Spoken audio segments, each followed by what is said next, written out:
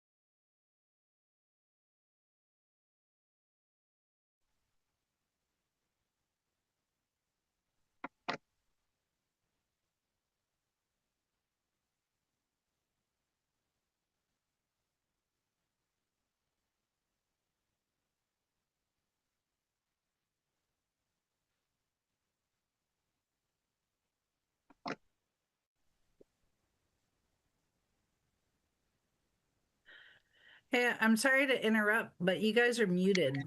I don't think we can hear anything. Okay, one sec. There you go. Thank you. Thank you. Sorry about that.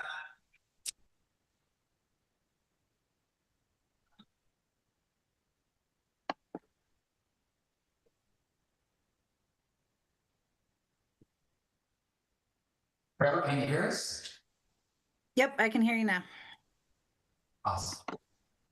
Again, real quick, it's always a pleasure to talk about public safety in Trinidad because we seem to have a team that works really well with our community. We've got Pacific Coast Security, Drew Taylor, Gene Bass, who are our liaisons for delivering a lot of information that oftentimes can be unpleasant. They do it in a nice way to people that sometimes are maybe a little too noticeable or have activities going on that maybe are of a concern to the community. Both Gene and Drew do a really nice job as our liaisons. And also we have the Humboldt County Sheriff, who it's always a pleasure to work with in Trinidad. They enjoy coming up here from time to time. And as you can see on our Zoom call, we've got, I believe it's Sergeant Jacob McKenzie. We have had a change of the guard, I believe, and maybe Sergeant McKenzie can explain this a little bit better. Lieutenant Josh McCall has, I guess, a rotated command, and now we're under hand here of Lieutenant Holt. So with that, I can turn this over for a moment to Sergeant McKenzie, who is with us. Thank you for joining us tonight. Thanks for having me. Yes, Lieutenant McCall ended up taking a different position within the sheriff's office, and now Lieutenant Holt is the commander for the patrol division. Yes, I am the new sergeant up here for the weekday day shift. So I cover Trinidad as part of that beat, and we're responsible for coming in through calls from Monday through Thursday, pretty much 6 to 6. So it's a pleasure meeting you all. This, of course, is my first time being with you guys in this meeting. So I was provided some incidents to go over with you guys and some calls for service, if you're ready for that.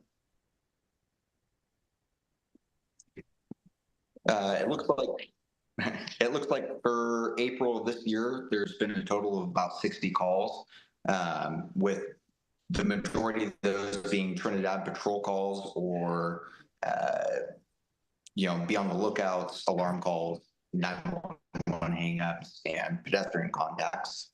It appears that most of our calls are coming in on Saturday and Sundays, usually between 8 o'clock and 6 o'clock and 8 o'clock at night is when we're seeing our most activity up there.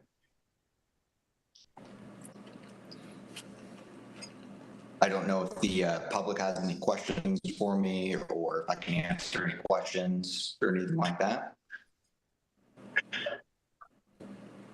Yes, any questions from the council at this time? Okay, how about from any members of the public who have wish to ask questions of our law enforcement? We're a quiet crowd tonight. It's a good thing. So we apparently don't have any questions at this time, but we are really excited that you're on the team now and look forward to hearing from you in future meetings. Thank you. Yes, absolutely. And I look forward to working with all you guys. Thanks. Sergeant McKenzie. Okay, is that okay? Then I think that wraps our section on public safety. So with that, we will go ahead and move on to items from the floor. And at this time, members of the public may comment on things that are not on tonight's agenda. So individual comments will be limited to around 3 minutes. Please direct your comments to the council as a whole while maintaining decorum and avoiding personal attacks on staff and members of the council or on other members of the public. Council and staff responses will be minimal for non-agenda items. So if there's anyone who'd like to speak, Ms. Fleishner. is coming to the podium. I'm Patty Fletcher, live 2 miles south of town near Humboldt. Couple things. One, the Trinidad Civic Club annual Trinidad Memorial Ceremony will take place on Sunday, May 24th at 2 p.m. at what we call the Trinidad Bay Memorial Park, where the lighthouse used to be. And maybe the mayor will ring the bell again. And you're all invited. Two, it looks like the consent agenda includes the TOT thing. And thank you very much on the behalf of Trinidad Museum. We're exceedingly grateful to the council and the community support for the museum and the gardens. And I sent a sort of an update. I hope you all received that. And the last thing I wanted to mention is a year or two ago, we talked about a 250th anniversary of our country since the Declaration of Independence, maybe doing a time capsule. So the museum would really like to go forward with this. And if there's community input as to what might be contained in the time capsule, we would love input. And I don't know exactly how to get the word out, whether through our city website or just passing the word. But anyway, it is fun to do this. What's going on in Trinidad in July 4th, 2026. It might be kind of cool. I think you liked the idea a couple of years ago, so we'll pursue that. Thank you. Nice, thank you. And for those who are, Patty did a nice update about the museum's accomplishments over the past year. It's in, I believe, public comments on the website. So it's been included in that. But that was a nice summary. Thank you. Other items from the floor? Mr. Johnson? I hope I didn't say that with a tone. Richard Johnson. This is more of a question than a comment, and I should know better. I mean, I should have the information, but it's my understanding that they're making some minor changes to Redwood Transit Authority service in Trinidad. I'm just wondering if the council is aware of that, and I think it would be useful to maybe get that information out a little bit more. I think it's going to help and improve service. Yet at the same time, I think it's a little bit different than what we've been used to. So I just wanted to make that comment. Thank you. Thank you. Is anybody on the council aware of that? I think Chuck gave them that. Yeah, so they are planning to do a micro transit up here. So instead of having a 40-foot bus, they want to have, have smaller buses that come up here or like every 30 minutes. Basically, and they're just going to be doing rounds from the airport back and forth. And then in that half-hour window, they also are planning to have a dial ride service. So that same bus will be able to pick up people and take them to the airport if needed. So it's still in discussion. They're still trying to figure out how to make it all happen with budget and buses. But all on the roadmap for the next probably like 6 months. I'll probably start. Once we have that, we can put it on the website under our latest news, maybe. So we'll keep an eye out. If you hear of anything that they publish, let us know. Yeah. Other items from the floor? Hi, I don't know if you can hear me over on Zoom. Yes. Hi, my name is Ashley Mazzanti, and my family is new. We live off the frontage road by Strawberry Rock, and my kiddos have started school at Trinidad Union School across the street from Town Hall. And I just wanted to introduce myself and say I'm going to be helping out more with the Trinidad School Education Foundation next year. So we definitely want to be more involved with the community. We did a fabulous event recently last month with the eatery. And so definitely more of the community involvement to help support and enrich not only the school, but this lovely community that's here. So I just wanted to say hi and introduce myself. I'm sorry I couldn't be there in person. I'm over here picking up a kiddo from baseball practice. So just thank y'all for what you do here. And it's a lovely town and we're very honored to be part of it with you all. So thank you. Thank you and welcome. And Thank I'm you. impressed that you're doing so much so soon. So thank you so much for that, for the contribution to the community. That's a good sign. Yes. So, Awesome. Thank you. Thank you. Carrie, did I see your hand up? I was just applauding Ashley. Oh, okay. Thanks. Thanks. I saw it out of the corner of my eye and it was the same color. So thank you. All good. Items Okay. from- Yeah. Other items from the floor, either on Zoom or in the room? Okay, I think that's it then for tonight for that item. So with that, we'll go to the consent agenda. Council, any questions or comments? Anything you want to pull for the consent agenda? Well, I don't think I want to pull item 5, but I do have one question or observation about it. And that is, I notice it's a fairly tight timeline that we're hoping to be able to meet with the decision made in July.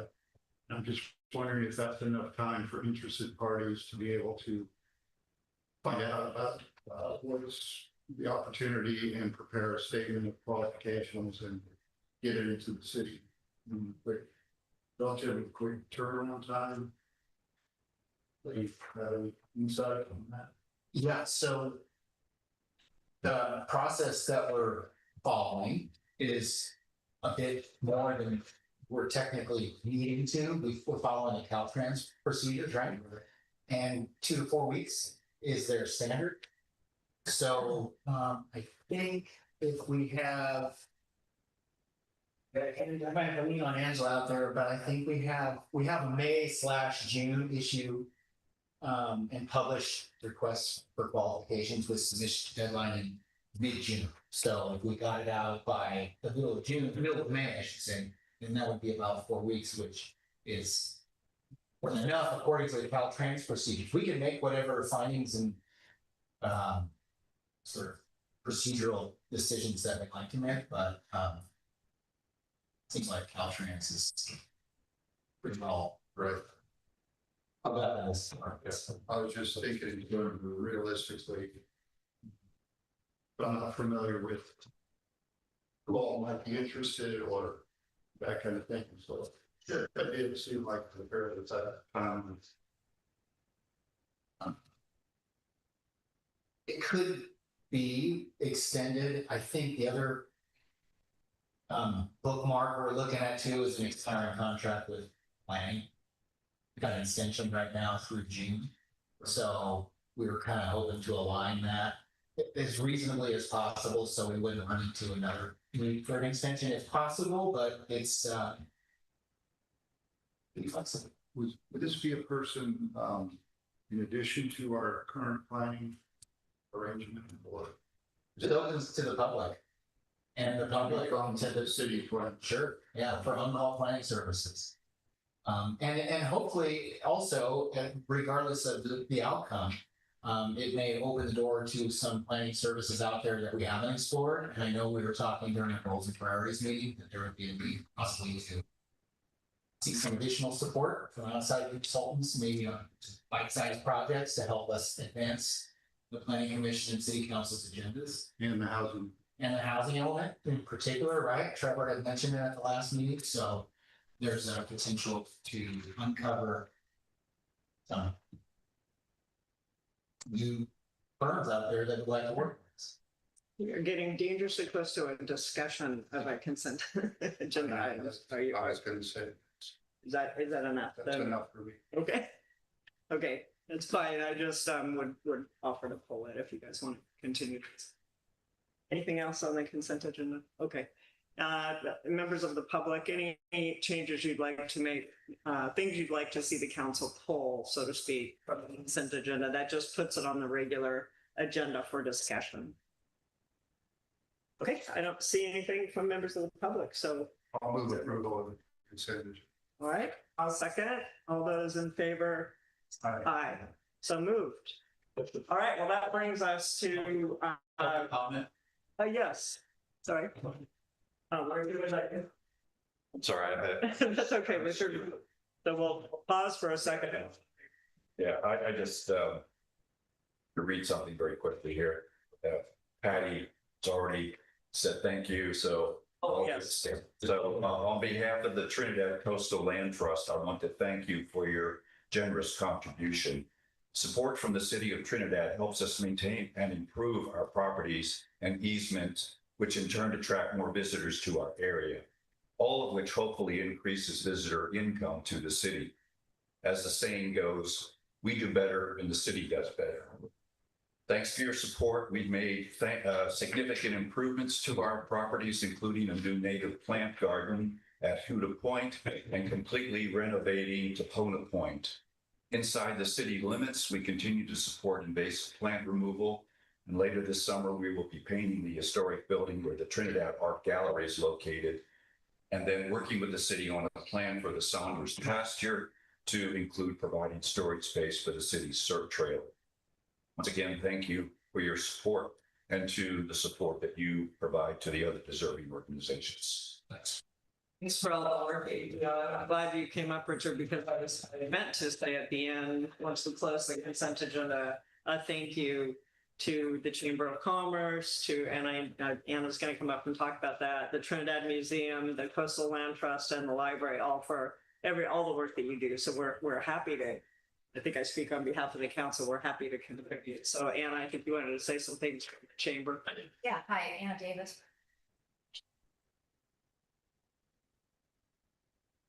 Appreciation for the work. A couple of years ago, we almost didn't make it. I didn't live here yet, but it was this money kind of really kept us afloat, and I'm doing a lot better now. And most of you know what we do in town, but we've managed to expand the ways that we encourage people to come visit and enjoy Trinidad, including a tapas event where restaurants get people up into town just going visiting. We also have started working on being more philanthropic with some of this money as well. So we have just launched the Summer Camp Scholarship. And this year, in partnership with the Eatery, Hayes, and Forbes, we are sending 15 children from Trinidad Union to summer camp that wouldn't have otherwise been able to afford it. So the chamber is really dedicated to improving the community as much as they can, on top of drawing people here to support the businesses, because we're all in this together, and so we appreciate it. Thank you, and thanks for all you do for the city. Any, since we're on this topic, any comments or questions from the council for the nonprofits? Okay, in that case, we'll go ahead and move on then to tonight's agenda. We'll begin with item number 1, which is a discussion decision regarding Trinidad drinking water system comparative analysis options. This is a continuation from our July meeting where the council decided to proceed doing an analysis of the different options. And what we'll be discussing tonight is what form that analysis should take from, I believe, 3 options, but Gabe will lead us through that. Thank you, Madam Mayor.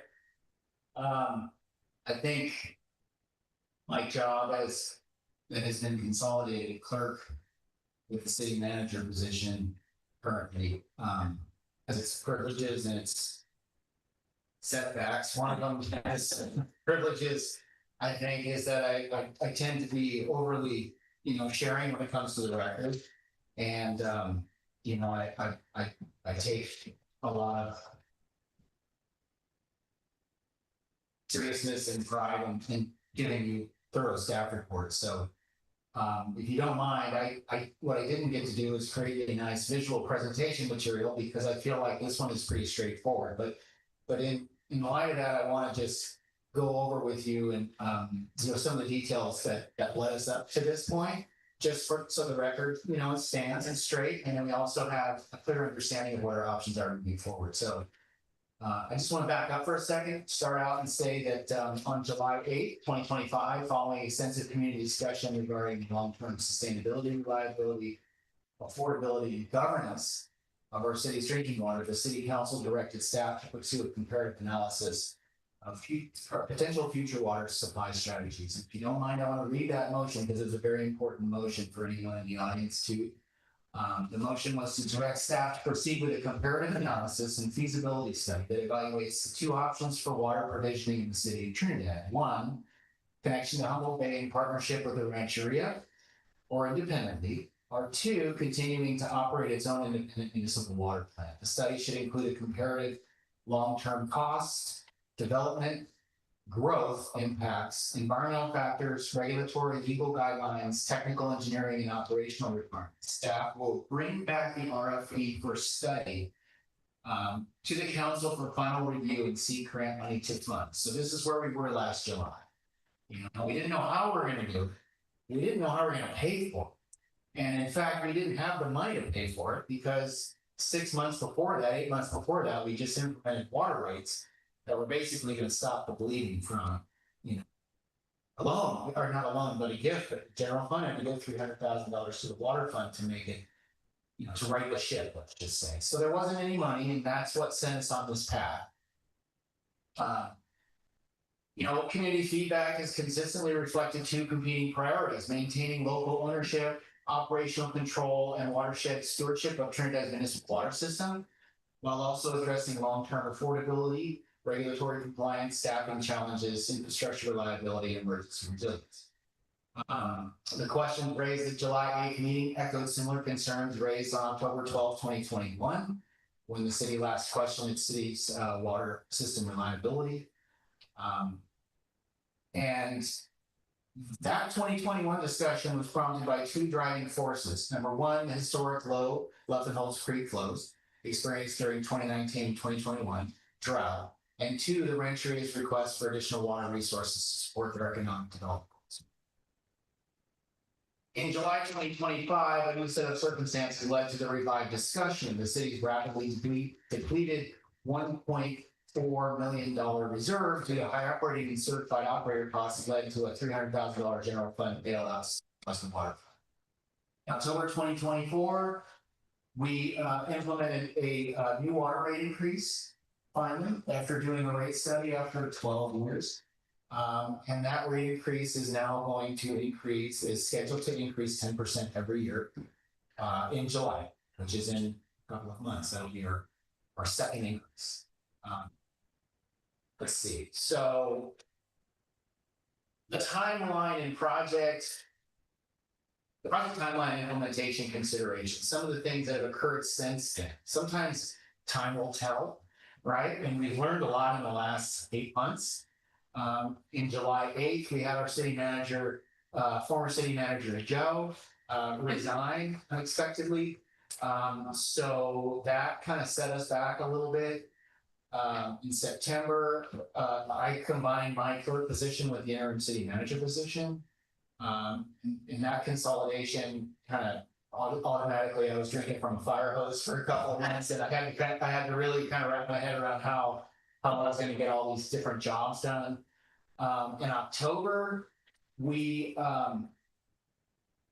had some competing projects. The compensation study, the town hall improvements started, and we had the crosswalk signs, the intertie project really coming to a head. And but we did do some staff level research, and those documents are included in the meeting packet. And one is from our city planner, who addresses some of the growth concerns. Angela Cather, our grant coordinator at the time, who's still with us, she's now the special projects manager. She uncovered the TA grant that we're going to discuss tonight. So those documents have been seeded into the staff activities report since October of last year. So we've had a lot of time to digest some of this information. Let's see. I had a couple of meetings with the general manager, Michiko Mayers of Humboldt Bay Municipal, to help connect some of the dots. I needed to orient myself with their operation because I was inheriting the reins from this position.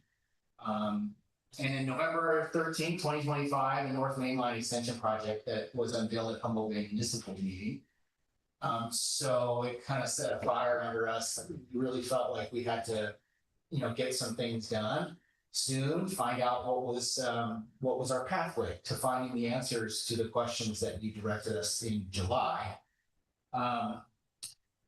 Some of the operational challenges that we've experienced. Just this year alone, January 3rd, we had an unprecedented water leak, 400,000 gallons of water storage drained in less than 4 hours. leading to a citywide boil water notice, turbidity exceedance notices, and a critical water shortage emergency that followed. That was a kind of a new lesson learned in our vulnerability, in some of our exposures in our water system. And then in March, April, we had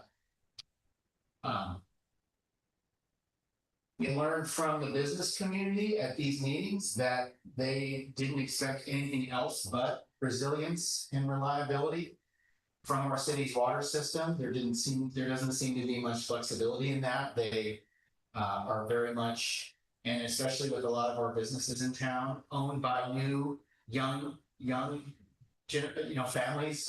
I think Betsy at the eatery has taken over from her parents. Jack at the Lighthouse Grill was one of the young employees that had been working, coming up in that organization over there, and the Vanderpools did him a solid by handing him the reins. And then we've got the Beachcomber here, who is also a change ownership. And what I've learned from these businesses is that they need reliable. They want to grow. They don't want to downsize. They don't want less hours, right?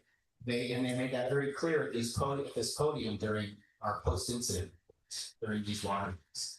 So in April, we had an unprecedented 4-day water outage and boil water notice for approximately 30 customers on West Haven Drive due to that redwood tree fall.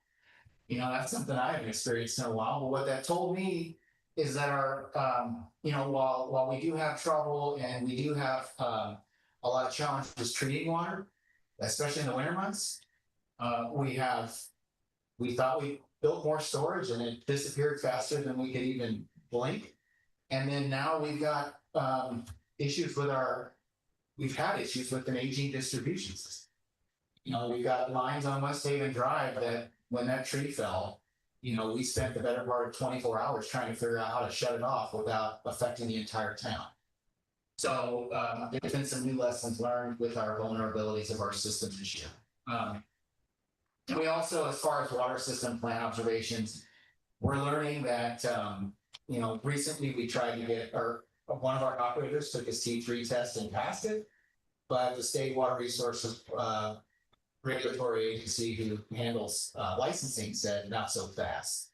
We want to give you a license, but we think you're going to owe us another 750 hours of on-the-job training before we're comfortable giving you that T3 license. So now we're back to another 6 months at least of trying to figure out how to navigate through with a licensed T3 operator. Currently, we have Eric Sanders on a very minimal contract, but we're not so sure how long he's going to last. So again, there's some operational changes and things that we're learning constantly, that the goalposts keep moving as far as the regulations. They never really just sit still. So as far as now cutting right to the chase, so some of the comparative analysis options that we've discovered are pretty exciting. And I think in time, having some of these experiences now to help guide us with our application, to supplement all the studies that we've done already since 2018 and even prior to that, we really are able to narrow our focus with regards to finding everything we need to hand over to whatever process we choose tonight to pursue. And we've had some very optimistic, very friendly discussions with the State Water Resources Board, the Division of Drinking Water, who I think is probably the one state agency that looks at Trinidad for what it is. They don't look at us through the eyes of Los Angeles. They don't look at it through the same lens of San Francisco, Redding. They look at us for what we are as a small community, kind of trying to figure out what the next big investment is. Because as it really turns out, the state of California is our biggest investor in the state's infrastructure, including Trinidad, because under no circumstances would Trinidad be able to even conduct comparative analysis, and we'll talk about that in just a second, with its own money. So we had this meeting with the State Water Board. Angela and I have been really diving deep so we can provide you with as much accurate information as we can so we can get your guidance moving forward. I provided 3 options in the staff report. And I want to just very quickly touch on these 3 options. It's pretty apparent to me, it's even, you know, the writing's on the wall with the state if we did choose to go with any of these options tonight. Which one it's going to be, but choices are good.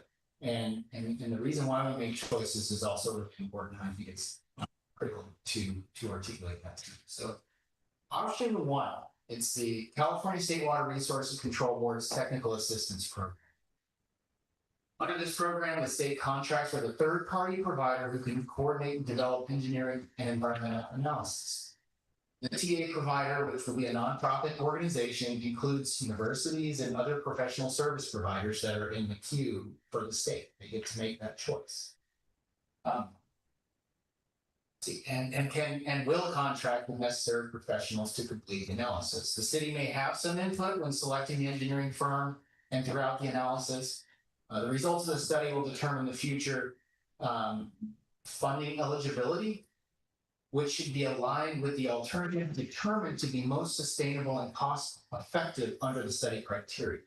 So in other words, if we hand over all the information that we want to provide to the state as viable options and alternatives for our water system at this point, given its age, all the studies that we've done, and they determine that the most sustainable option is whatever path that might be.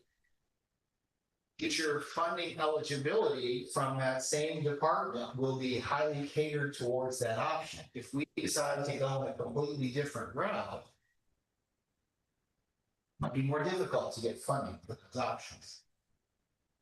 So per an email received on 3/6/2026 from the State Water Division Financial Resource Assistant Sanitary Engineer, the DFA can only offer funding for design and construction of the most long-term solution / alternative presented in the feasibility plan.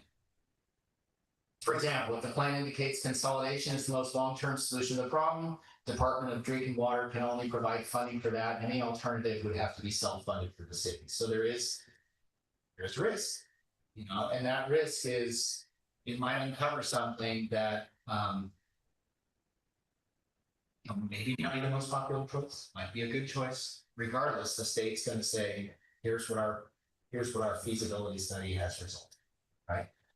So, and I wanted to put this in as a disclaimer too. GHD has been awarded many TA projects by the state. So one of the things that we talked about in July was trying to find a third party, somebody that was arm's length away, so they can give us a really good assessment that is not our own engineering, right?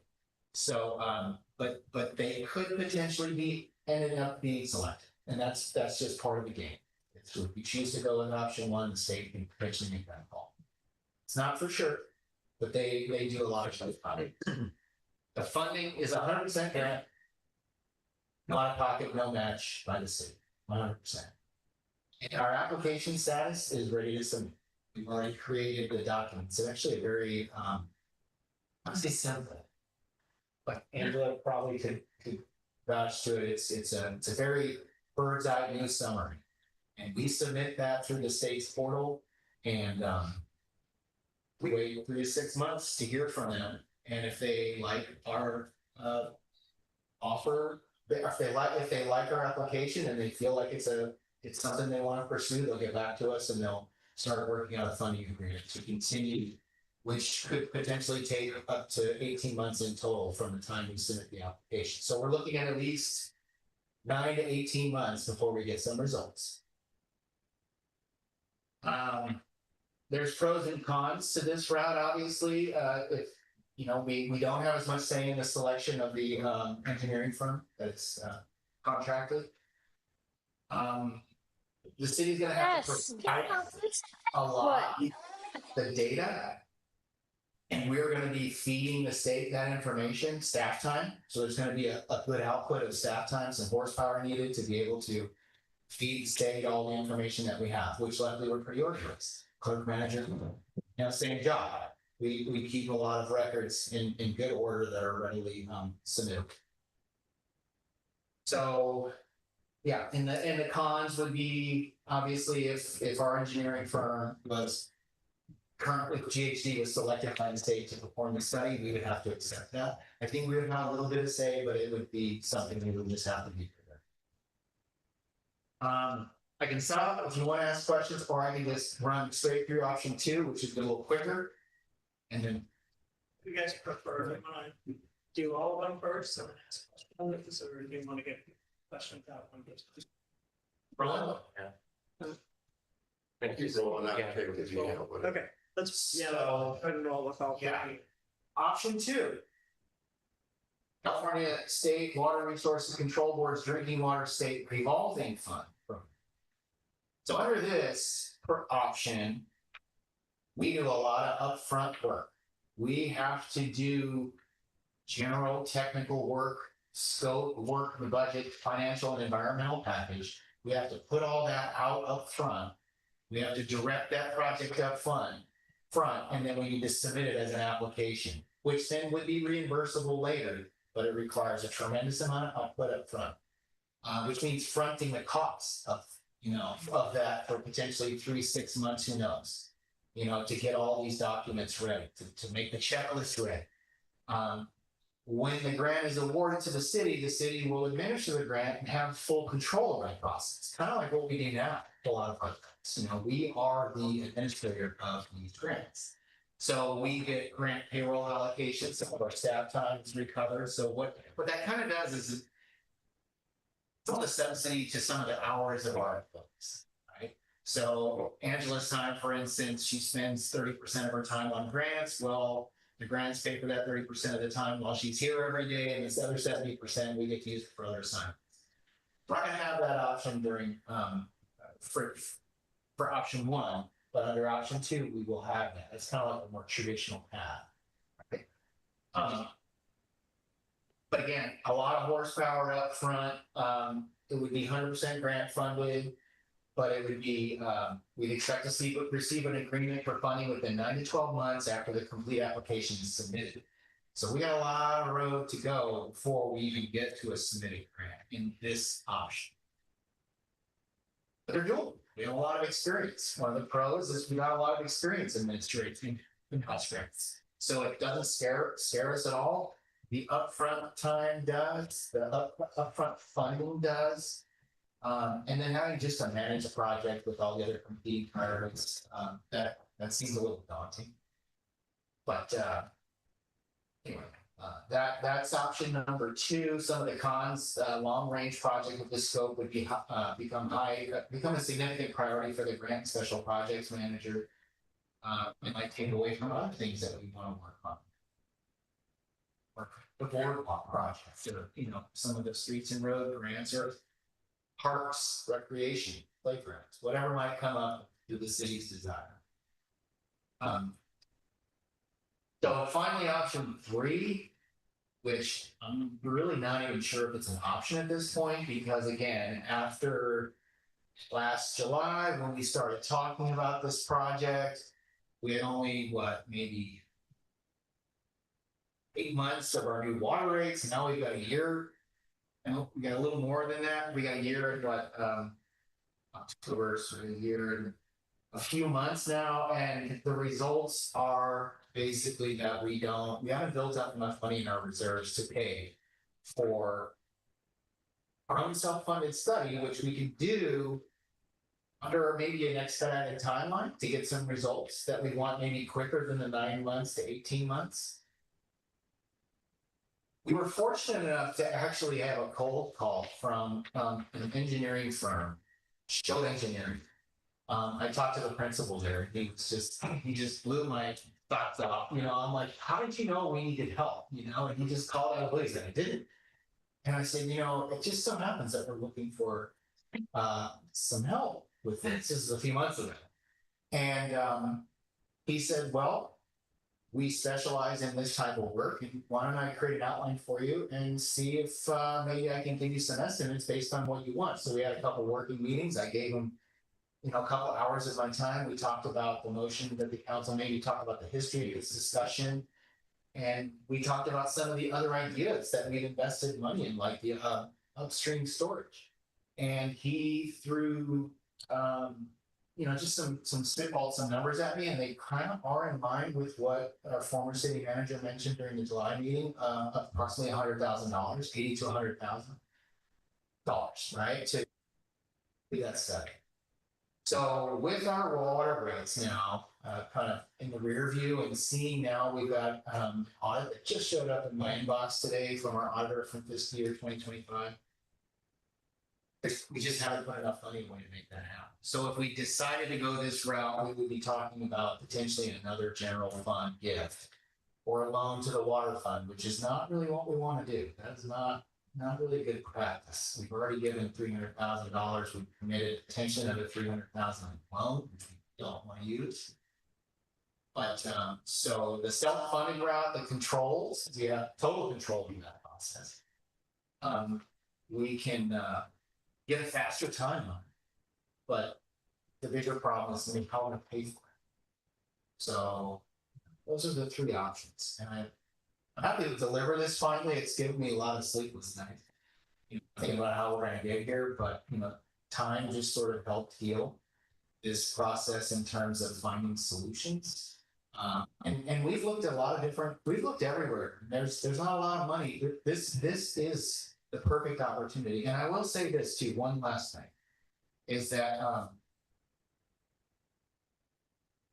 the two primary focus of in your motion, which was, you know, looking at another alternative water source, possibly Humboldt Bay, looking to invest in your own water system, that could be investing in our own system, and also the ideas that have been proposed by members of our community that talk about upstream storage. They said if you've invested money in these, which we have through Pacific Watershed Associates, doing some of those upper watershed studies, then they would also be an alternative that we could take a look at. So we can finally get some answers, possibly from an outside source, for all of our options.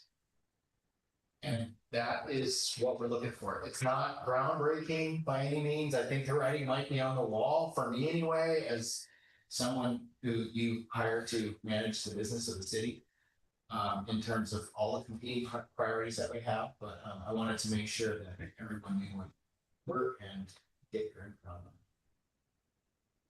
them. Whatever, yes. Could you repeat this quickly? I don't know if I quite understood what you said about the PWA prior studies. Yeah, so those studies were done to uncover, to understand how much water was in our watershed, right? During the drought here. You know, okay, we got water, we know it's up there in the ground somewhere. I think we've heard numbers that, you know, there's as much water locked in the ground that there is in the Ruth Lake Reservoir. I think I've heard that thrown out of the podium a few times, or some percentage, right? So Trinidad area resident, Fox Farm resident Steve Madrone generally, you know, likes to attend these meetings and tell us about his theories of how to. Oh, hey, there he is. You know, he has mentioned before that we have, you know, we need to look into this, right? And to see if these theories are really feasible options. And the state basically said that if you've invested time, and we have that on the record, we've invested time at Pacific Watershed Associates, we've exploring the upper Falls Creek watershed, and that would be something that they would look at as well. Would that pertain more to option number 2 or option number 1, which is, I understand it, more the state makes the decisions for you?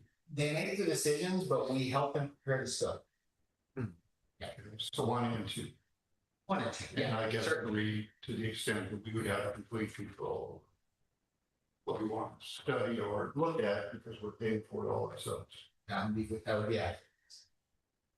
And so I just want to clarify too, so, on to Bryce's point, if we went for our option number 3 and depending on which contractor we selected, we would not be talking about upstream storage option at that point, right? So we're only talking about it in option 1 and 2. Is that what you just said, or did I? I think there was a note made in that, because I mentioned it to the option 3 engineering firm, that these were all ideas that Trinidad has kicked around over the last 5 to 7 years. Yeah. And I have to look at that outline that was provided. He did a real nice job providing the outline, but I thought it was, it wasn't quite, this isn't really the venue to be unveiling that.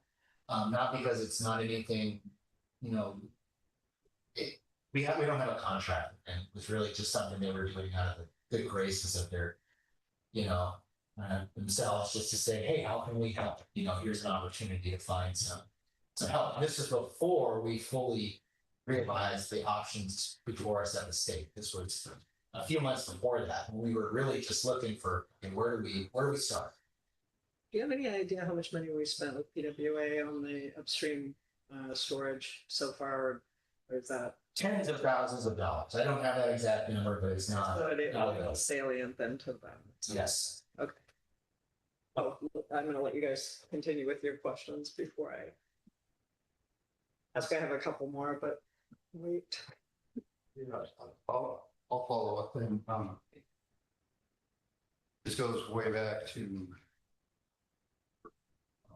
information about the one rate increase that we voted in, which is spaced over 5 years, 10% per year. Occurred to me, does that 10% refer to a fixed number that exists at year 1, or in other words, in year 3, it's gone up 30%. The next increase is 10% of the increase. Compounding. So is that what it is? Yes. 10% of the already increased amount? Yes. Okay. Get that clear. Also, just kind of thinking out loud here, seems to me that as far as the action we can take tonight, the only responsible action will be either option 1 or 2, because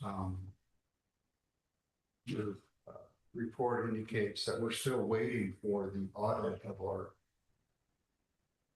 rate increase to get an idea if we're going to have any money, any kind of reserves that we could spend.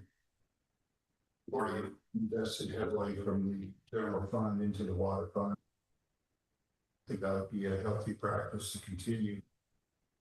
So in my mind, at least, that limits what we could do tonight.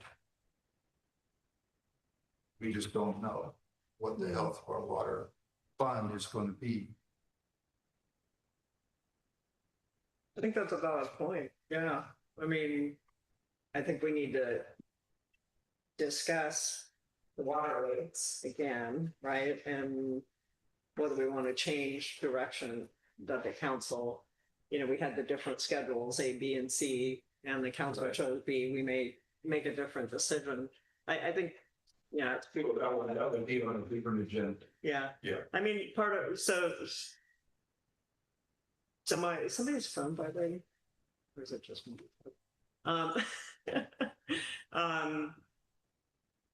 Okay, I'm gonna try to be articulate here. So I was looking at the different options too, and I looked at option 3. So I'm kind of with you, Bryce. I was thinking option 1 and 2 made the most sense financially, because option 3 would use general funds. $80,000 to $100,000 is a big bite out of general funds when we've, to Gabe's point, spent a lot of money on the water system. I would say, though, if execution of a study saved us money, then that money could come back, or we could get that money back through grants potentially. But I would say that, probably the prudent thing to do, that's a lot of what ifs, would be to maybe not go that direction. I was curious about, so in option 1, I think in some ways it's okay to only get funding from DFA if we agree to follow whatever outcome they determine. Because part of me says, well, that seems logical. Like we're going to have this big state evaluation. They would look at connection to Humboldt Bay. They would look at, should we spruce up our own water system? And now they would even evaluate this more hypothetical, but strongly supported by a few folks, idea of the upstream kind of, storage. So they would look at that too. And I think that would be good because I think there've been a lot of people who would like to see that kind of that story play out and whether that is a viable opportunity for a town like Trinidad. I've been skeptical of it because it's unproven and we're such a small town, but I could be convinced otherwise. And if the state is willing to pay for it, that would be really interesting. And then option number 2, I guess my question to Gabe is it even realistic from a staff perspective? So like how many days, weeks, hours are we talking about when, we're already short-staffed?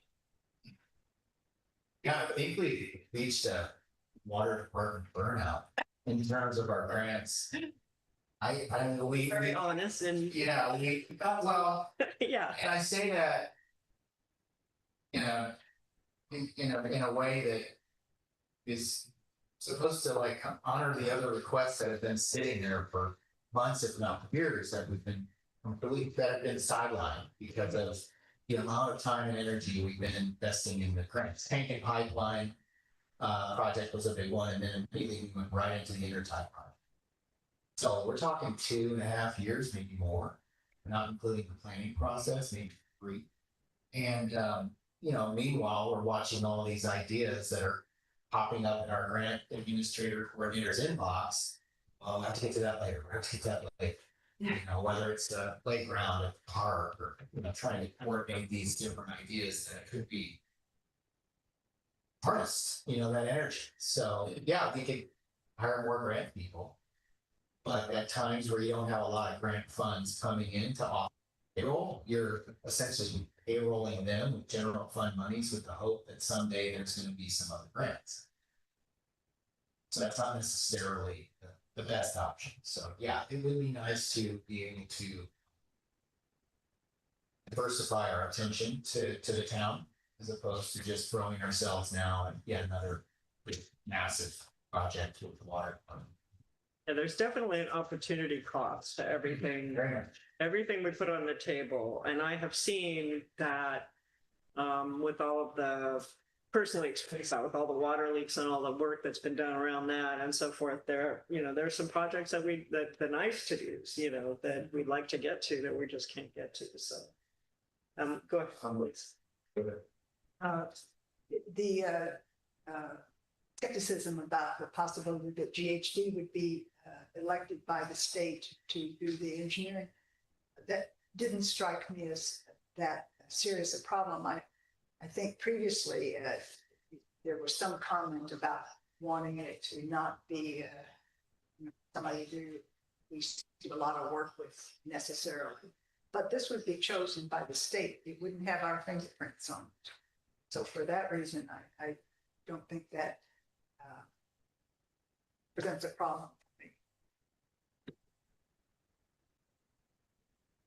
Did you have something? Yeah, I mean, I definitely support the comparative analysis and do not support weakening the water fund. Just my concerns are the 2 different options, option 1 and 2. I just like the city to have more control over what the scope of work would be. So, I mean, we're definitely like environmental watershed growth induced impacts. I would like that in our if we go with the state technical assistance program, that's the way I would go, and add maybe we could have a ad hoc committee talk about what we want in that report.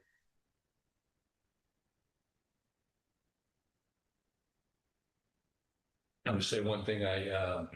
Talking to a lot of our local citizens out there, they're happy to see this on the agenda. but they're tired of seeing the can being kicked down the road. They want action. And I agree with them 100%. I mean, thanks, Cheryl, for putting it on the agenda. Let's get this thing taken care of. Yeah, I had a couple more questions and points. Do you have a good feel, Gabe, as you sit here tonight, whether option 1 or 2 would require more staff time than the other? So they both would require a certain amount of staff. I think the stakes would be a lot higher with option 2 because, once we start investing money and once we embark down that path, now the money that's sitting and the output that we put out, it's like, unless there's momentum behind it the whole way, then it could stall out at times, thereby expanding the time and the length and the breadth and the scope of the project. So if we get going on the project and we put out a couple $1,000s, we've got grant contracts showing up, or we got contracts showing up on the agenda for environmental and technical assessments, and now we're going to go try to get bids from various, contractors, consultants to fulfill each one of the components that are required for us to be able to create a complete application, which we then submit. I think it's going to require a bit more action on the council's part. It's going to require more agenda items. And again, that's upfront costs. That's going to be output for a year or 2 or however long it takes. Now, there's a different vibe when the state's, reaching out to you saying, hey, we're moving this project along. We need this, and this. They're not asking us to go out and seek contracts with consultants to complete projects. They're asking us to send them every resource we have that we've invested money in the last 5 to 10 years. In other words, all the supporting documents listed in the staff report, our demand assessment, watershed analysis, the work PWA did. So we're just feeding them as opposed to them waiting for us, right? And we know how those things go. Once something gets agendized, it could take time to build to an agenda topic, and next thing you know, 6, 8, 9 months go by. You're like, what happened? So different flow. Yeah, the other point I would like to make at this point is that I think we would be wise to kind of take a step back and scale our ambitions for the study. Because as I recall from the July meeting, it kept getting more and more involved as the night wore on. And what we're not doing, I think we need to be clear, what we're not doing tonight is deciding whether we're going to hook up to Humboldt Bay or not. I think the most important thing to look at this point is the financial implications of that kind of decision, because we already know we're going to be pushing our customers very hard with existing rate increases. And if connecting with Humboldt Bay is going to cost even more than that, then I think you're going to see a lot of enthusiasm for that scenario dissipate. So I think that's the most important question we should ask at this point is what's it going to mean for us? I think in order to get to that, though, you have to do an evaluation of some of these other things, like what are the technical and operational kind of investments that need to be made.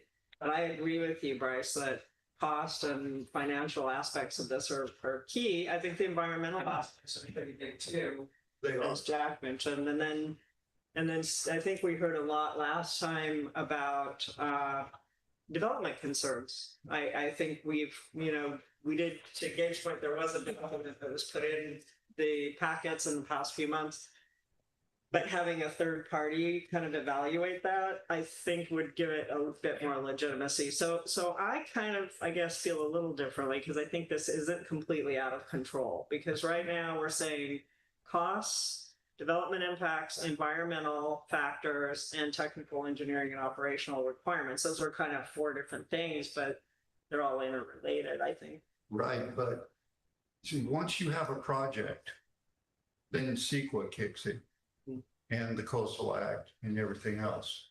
True. So, but until you have a project, you know, like doing a financial comparison is not a CEQA project. So you can phase it, and if it turns out that it would cost less to connect with Humboldt Bay, and the other factors, and the council agrees that the other factors are such that we should move forward with that option, then that kicks in CEQA, and you have to look at growth-inducing impacts, environmental impacts, all these other things. Whereas if we do it now, it's putting the cart before the horse because we haven't committed to the project yet. I'm sorry, we haven't committed to the project. Right, to connect to Humboldt Bay. No, no. We're not I going to do thought that tonight. I thought So that- why explore all the growth inducing impacts and so forth? It seems wasteful for one, because even though it's- with option 1, what are the factors? We're looking for a feasibility study. We want to know what direction should we take to our water, and what they cost, what are the implications, and so forth. What is in your notes for what's the state going to be evaluating and be able to tell us? We have had meetings with state drinking water funding specialists, and we have read our motion to them very clearly. And they were receptive. And they also said, Angela, correct me if I'm wrong, but we will help them prepare the scope based on everything we've received now over the past couple of years, leading to the motion that was passed in July. So I didn't get any impression that they're gonna lead the process. They're gonna be gathering the information, but the application process is collaborative. We are providing information to them as to what we're looking for. I mean, they don't know what our alternatives are. That's our job to share with them, the feedback and the work that's already been done. So to that point, I think that the city has still some flexibility to make sure that the state understands what we want and what we need. Prioritize, yeah. So one way we could find a way forward here is to, because I do want to get some public comment, is we could consider a prioritization. So once the council decides on an option 1, 2, or 3, you can then also add to that motion, I believe, a prioritization. We can talk about that and see if that's an option. By that I mean, Bryce, that an option could be, or a motion, excuse me, could be, well, I would like to make a motion to approve number 1, but I want to prioritize the financial results as the number 1, and then number 2, the blah, blah, blah, and you could kind of go down that line. Because I see your point that if the state, let's just say they go and they do a cursory look, and they say, oh, well, this is kind of a no-brainer, like Trinidad should connect to Humboldt Bay Municipal Water District because it's going to be, 1/50th the price or something. I'm not saying that's going to happen. And then to your point, well, it's like, why would you then go and spend all the money to do all of the CEQA analysis and everything else for a different alternative? And I don't think it's going to be a slam dunk like that. I think it's going to be more complicated, but we could say, that if the initial financial results warrant it, maybe they don't go as deep. But I just don't think the community is going to be happy from everything we've heard in the past year or more. I don't think the broader community is going to be happy if we don't just go ahead and do the complete analysis. So that's my 2 cents. But anyway, there could be a prioritization potentially. well, yeah. Yeah. Or no? Well, for one thing, presumably the Rancheria has done a certain amount of the environmental analysis, growth inducing analysis as part of their project. They have not showed that to us as far as I know. But at a minimum, I think if you were going to add Trinidad on to that project, you would have to do an amended CEQA document. Look at growth inducing impacts further north in our, at least in our water service area. Yeah. So, but you know, if I just really have a hard time picturing our ratepayers being enthusiastic about paying even more than they're going to be paying under our stepped increase, you know. Cost. Okay, So let's, I'd like to take it one step at a time and, you know, let's see how much it's going to cost. okay. As the way I approach it, you know, I voted no last time I on know. doing the stuff. So Okay, I'm coming around to some extent here. I appreciate that. That's wonderful. Okay, well, let's talk more about it. I'm not, you know, we're open to the dialogue from the council, but I do, if you guys are okay with it, I'd like to go to public comment and kind of, you know, you never know, folks often can lead us in a different direction. That's why we're here, to listen. So with that, I'm going to open to public comment, and whoever wants to come to the podium first. Yes, sir. We'll see. You look excited, so I'm gonna. You get to go. So I got to go first. I know. So I'm Senator Cox. I just had a potentially dumb clarification question with respect to option one, which is, I think you tell the state the scope of the project that you want, and then they go into a study and bring something back to you and say, this is what we think. And then they'll only fund what they thought. So if you say, we want to do something else, they won't fund. I think that's what you said. The question is, what's their record for actually funding what they recommended? You know, so there've been 50 projects in the last 20 years, and they funded 0. Okay, then good question. Or they funded, you know, half of them to 50% of the total cost. What do the statistics look like?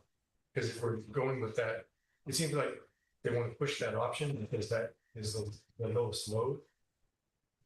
But does it actually do? Do we know the answer to that question? Like how often or maybe that. How often? That's a good question. Yeah. Do they fund their you know, their recommendations? I thought they did something with West Haven. I was just going to say that. Okay. West Haven could be a great example of this exact process. The TA. West Haven handled the process over to the state. And if their website's accurate, they did pretty much the same thing we're doing. They explored the alternatives. And in fact, I think if the website's accurate, it says that West Haven chose their own option, as opposed to an option that the state offered. I don't know. Dave's here. Let's let Dave talk. I think he's. You set me up. We'll go back to this first. It seemed like the appropriate time. David, introduce yourself and who you're with. That way folks know. Yeah. Dave Aiken with the State Services District, also a resident of West Haven. First, I wanted to say I thought Gabe did a great job on summarizing the issues like in the packet. That was really well done. And it's not a simple situation to describe. So I appreciated that. Second thing I wanted to mention is related to what Gabe was just saying. Like, I was going to tell you that I feel that our district has had a really great experience with the state using the technical assistance process. We really struggled on our own to figure out how best to deal with disinfection byproduct removal in our system. And we finally, you know, went to the state and said, help, we really need help. Can you help us out with this? And the result of that is now we have a completely grant funded state-of-the-art water treatment plant. Will allow us to, it'll be finished hopefully in September 27th. So pretty soon they've started construction now. And it was a great process, and the state, we're really lucky that the state regulators we're dealing with up here are really good. And they've been very positive. If you show that you're putting your time into it, right, and all the evidence of the work that you tried to do forward is what you feed to them. On the other hand, you got to tell them what you're asking for. That's where I would be. I think like all of the council members should look very carefully at what you actually draft and send to them for what you want. And I personally think that the issue of growth impacts is probably my greatest concern. Like obviously there's financial issues, but given that financial issues, for example, for Humboldt Bay look favorable, you still want to know, well, does that mean that we're going to have rampant growth or not? And I don't know, right? But the one thing on the growth impacts that I think that you should provide to the technical assistance people, which means to the entity that they say to carry out studies, is that you think that a growth study should be parcel based. All right, Trevor presented for you, her brief assessment of what the development impacts might be, but that was not parcel based. All right, that was based on regulations that she's aware of.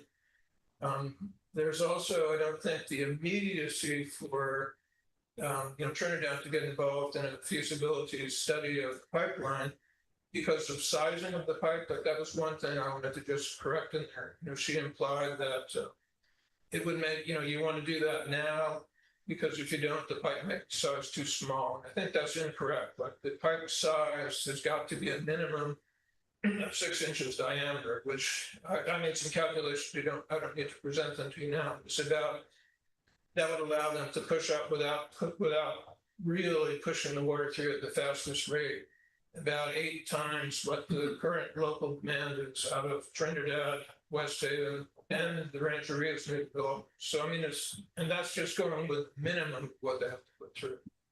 But the TA process is a good one, and I'd love to help you guys out with what you asked them to do, because I think it's of concern to everybody in the local area, not just Trinidad. So thanks much.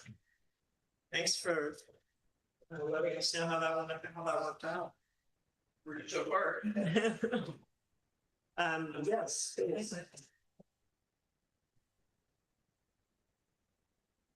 So on the question of rapid growth, it just doesn't seem like a big concern. We're so self-limiting because our parcels, small or large, have septic systems, which in our town at least take up a good part of more of our lot. They take up more of our lot than our buildings do.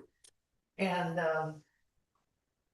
so this is the case from Big Lagoon to Little River and West Haven, which I regard Big Lagoon to Little River and West Haven, and that's that we're all Trinidadians.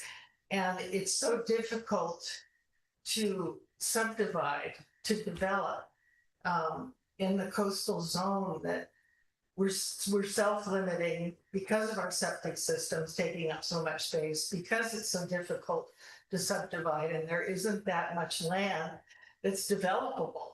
So it just seems equitable and generous and gracious that in our wider Trinidad area from Big Lagoon to Little River, that if Big Lagoon and Patrick's Point Drive and West Haven, probably they've sorted out their problems. West Haven probably doesn't need a water system, but if all of us were on the same system, and just as long as I've lived here for 47 years, there have been issues with trying to obtain water for certain portions. And if we have water, wherever it comes from, that it's important to share it, whether it's from Humboldt Bay or Humboldt or any place else, that if we could all be on the same system, I don't think that would reduce growth, because it hasn't so far.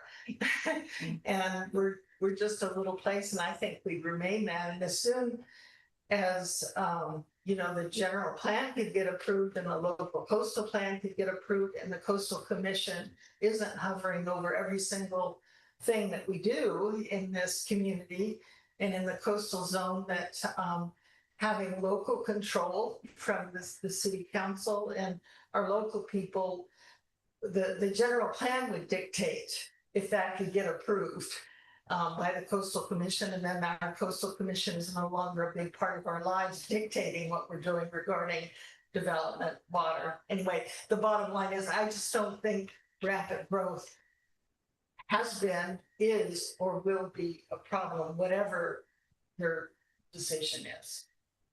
Thank you. Thanks very much.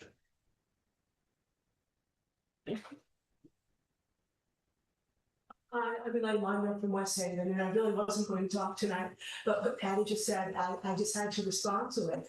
And that is the West Haven Community Services District just got a very good sized grant from the state to redo its entire water system, and it's well underway. I mean, it's you go there, it's obviously well underway. And it seems like you can't very well say that the whole area is going to be, you know, one big block. So it's because it's not, it's clearly not. Thank you. Thank you. Anyone else?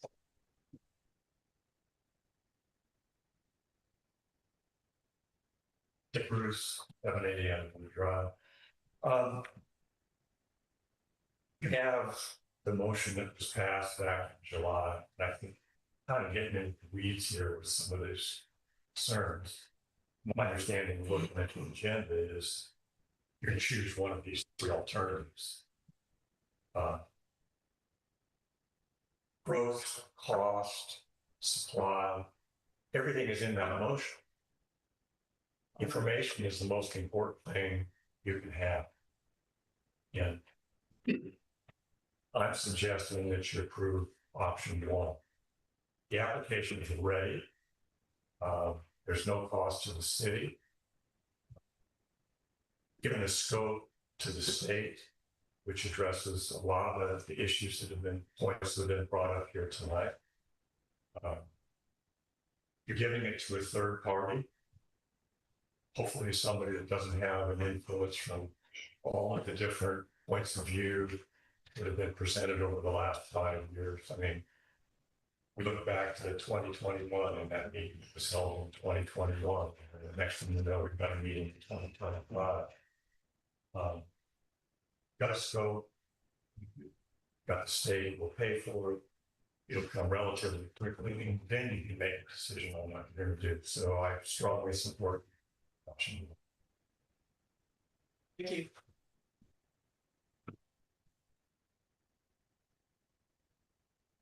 Good evening, Jeff Barrett, 829 Edwards. It seems to me that the discussion up until now has been we'd like to make the decisions ourselves and do option three, but we don't have the money.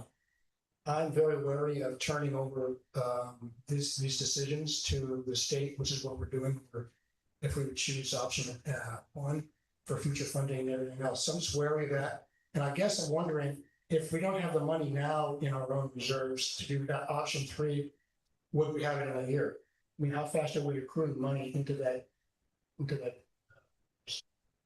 they know? Have we already been doing it for a year and a half and we don't have enough now, right? But how much money, Dave? Thank you. Thank you. Yeah. Okay. This is. Is there an answer to that, or we're not going to get answers? Yeah, we technically. I don't have to answer, but I can come back to it. But if he has an answer, we try to accommodate. But it's at this point, it's more you telling us and us listening. Yeah, I'm Tristan. I live on Berry Road. I think we're having a lot of side discussions as to potential impact, which isn't really what's on the agenda for tonight. And I also think it's a little bit naive to assume that any one of these three options would necessarily dictate any one potential outcome. The whole point of undertaking this study would be to determine what is the best path forward for the city. And everyone in this room, or a lot of people in this room, have different views of what that is.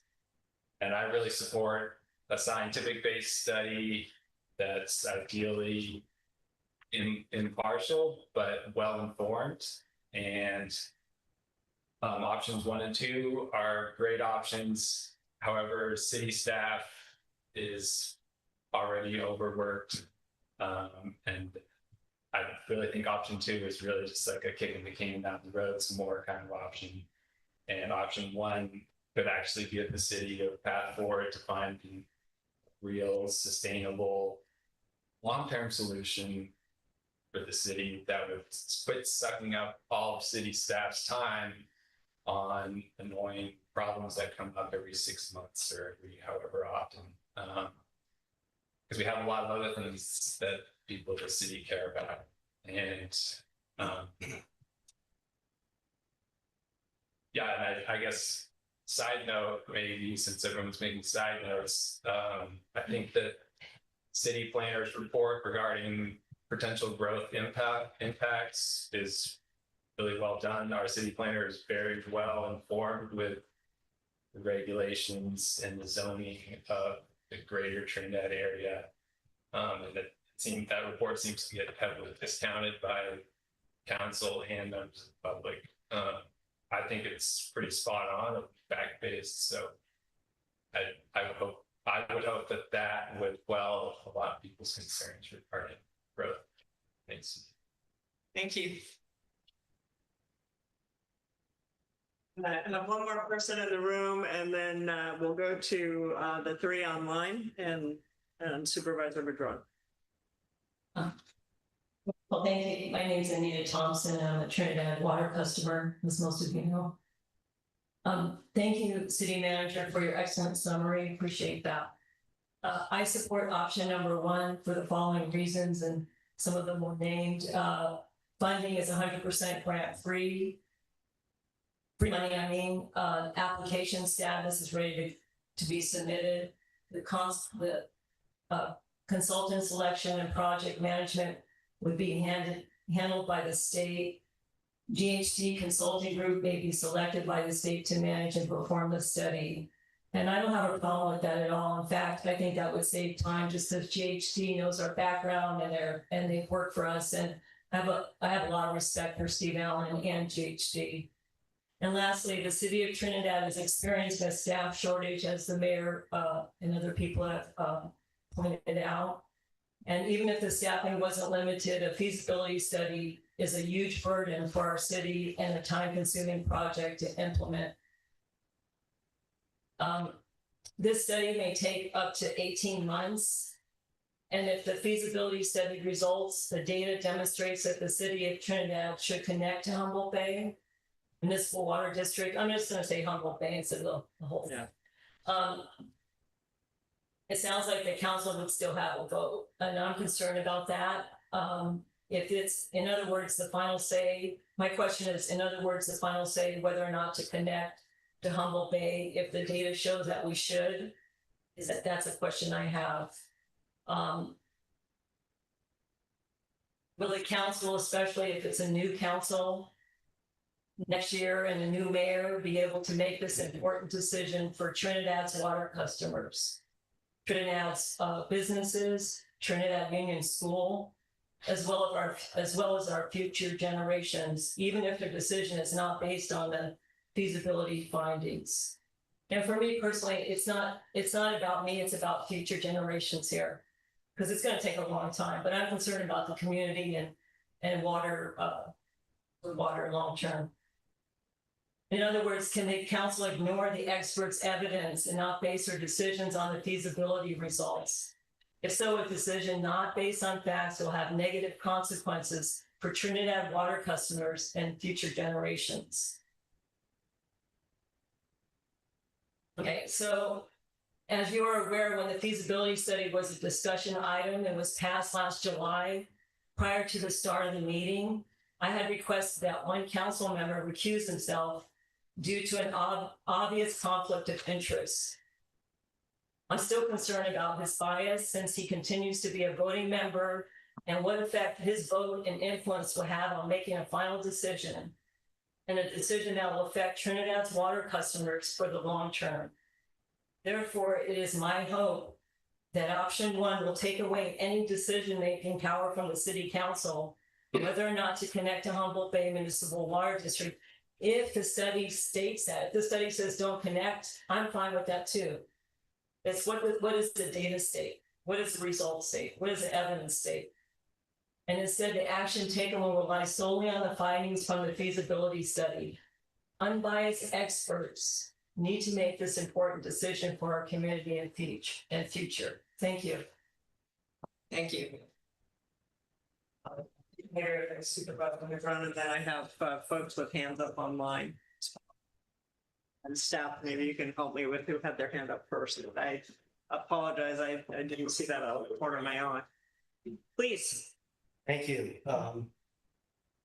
It's really good to be here tonight, and I'm also in support of option one. So go figure, right? From what I've heard tonight, everybody's in favor of option one. There's some caveats around that some people are concerned about, and I understand those very much. So we ought to be fact-based. And I think, getting answers is a really great thing, right? And that's what we're lacking right now. We all have opinions, we all have biases. I like to think I'm a scientist, I know, and I try to do fact-based stuff, but we all have biases, council members, community members, that's just the reality of life, right? But getting those answers is important. I'm your 5th district supervisor, and I've lived in Humboldt Street for 40 years. I know it like the back of my hand, and I helped get a $1.7 million grant to clean up all of Green Diamond's roads that were putting a lot of sediment in the system, which has cleaned up your water dramatically for small to moderate rainfall events. But there's so much sediment stored from the 70s and 80s logging on the terraces that in big events like this winter in the pipe rope, those sediments get remobilized. So anyway, a couple of things. One, primarily I want to say I support option one. But in the facts in there, I just want to try and clarify a few of those, like the 6-inch pipeline. CAL FIRE has already told the Rancheria that it would be a minimum 6-inch pipeline. So to say otherwise is not understanding facts. And that's for fire flows and things like that. So a 6-inch pipe, as was mentioned, is like 10 times the water that the whole area already uses. So it's going to be a lot of water. And so you don't have to worry about trying to get in right now. Otherwise, the pipeline won't be sized properly. It's going to be 6-inch minimum or bigger. So I just want to clarify that one. Another one is about rampant uncontrolled growth. And it makes a bold statement in the staff report that won't happen. What we do know is there probably will be growth. What we don't know that the feasibility analysis will help us answer is how much growth and where. Probably not so much in the city, because you're pretty built out and the lots are so small with bad soils, which means they're silty and they leach too quickly.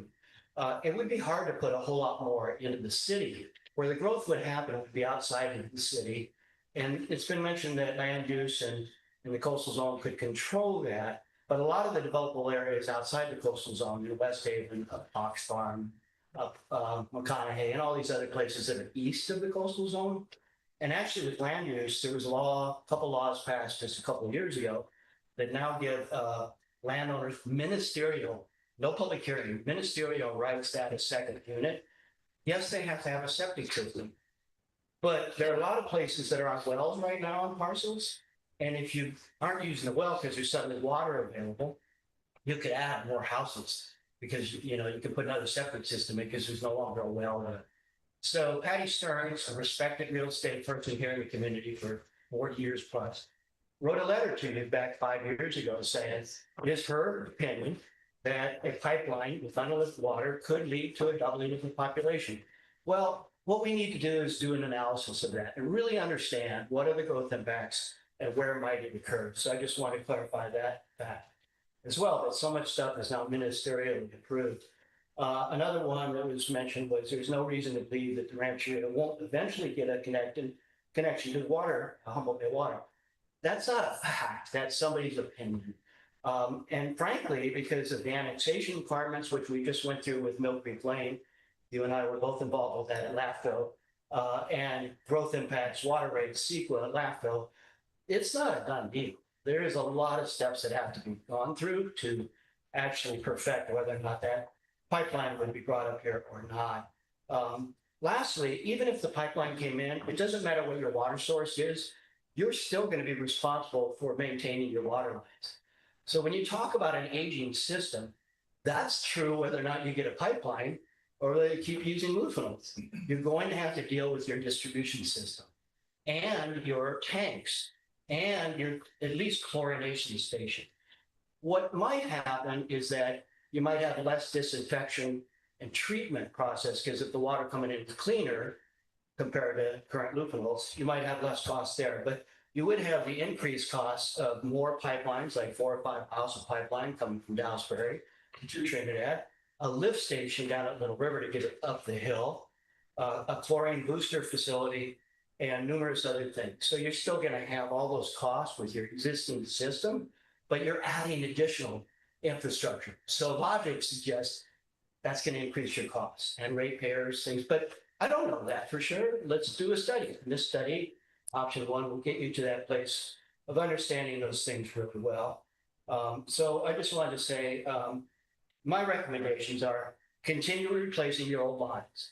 There are still grant monies that you can get to help replace your old line on West Haven Drive and other ones. And you've done a great job as a city in replacing lines already.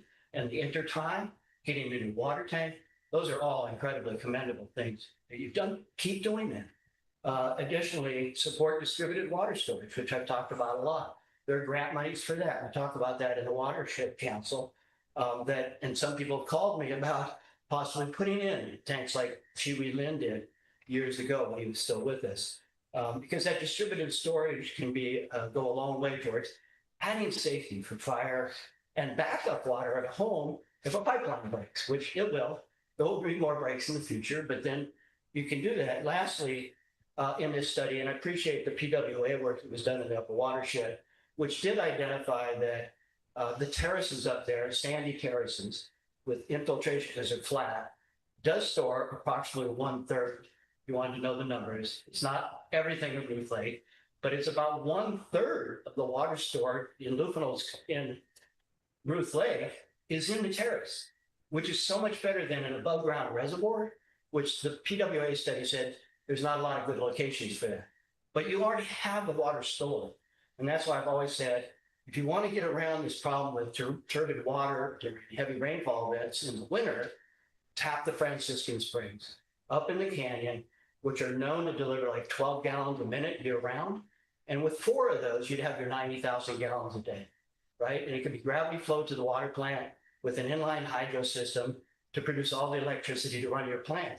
So this study could study that finding and take a look at that, not reservoirs, but how do we tap the terrace and the water? It won't only be a wintertime diversion, so we wouldn't dry the creek out in the summer, because in the summer you can keep pulling it out from the creek where you do, because it's clean water in the summertime. So I just wanted to keep mentioning those recommendations. So thank you for your time. Thank you for your recommendations, and thank you for letting us know which direction you think we should. You're welcome. I appreciate it. If I can help in any way. Thanks very much. I'm going to go ahead and go online. I guess I'll just start from left to right, Paula, because I don't know who had their hand up first. Paula, I'll start with you. You're want to come off mute? We're ready for you. Your comments.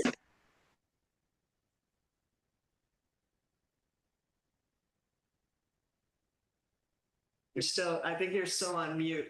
Oh, I can see the little icon there.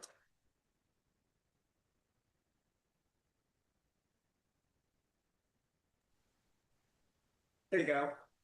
Can you hear me? Yes, go ahead. Okay.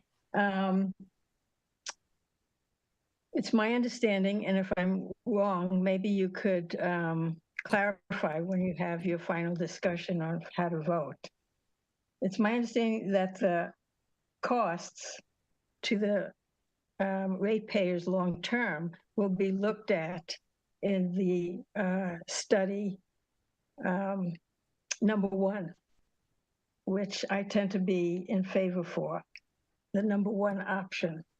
So the question is, will they be looking at the long-term cost to the ratepayer?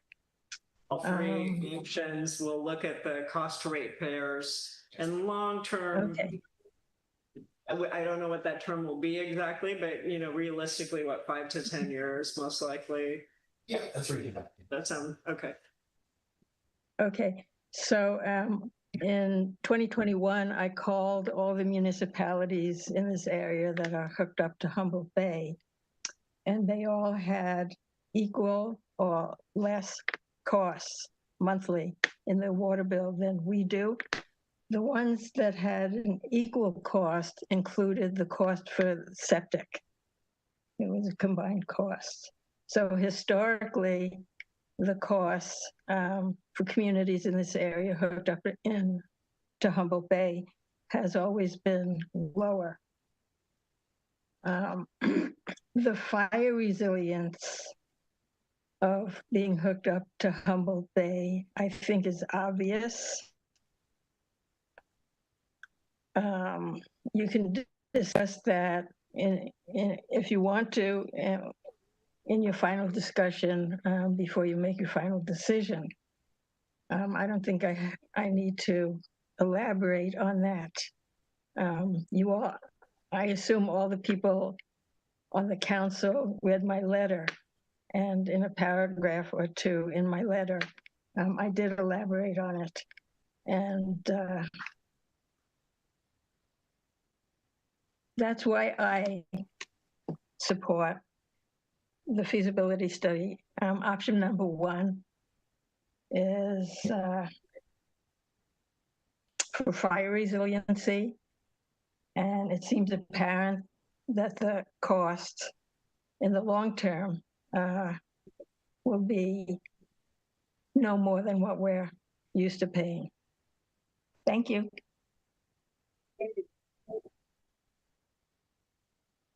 Andrew, I believe you're up next, if you're ready with your comment. Yeah, sure. Andrew Davis, Trinidad resident.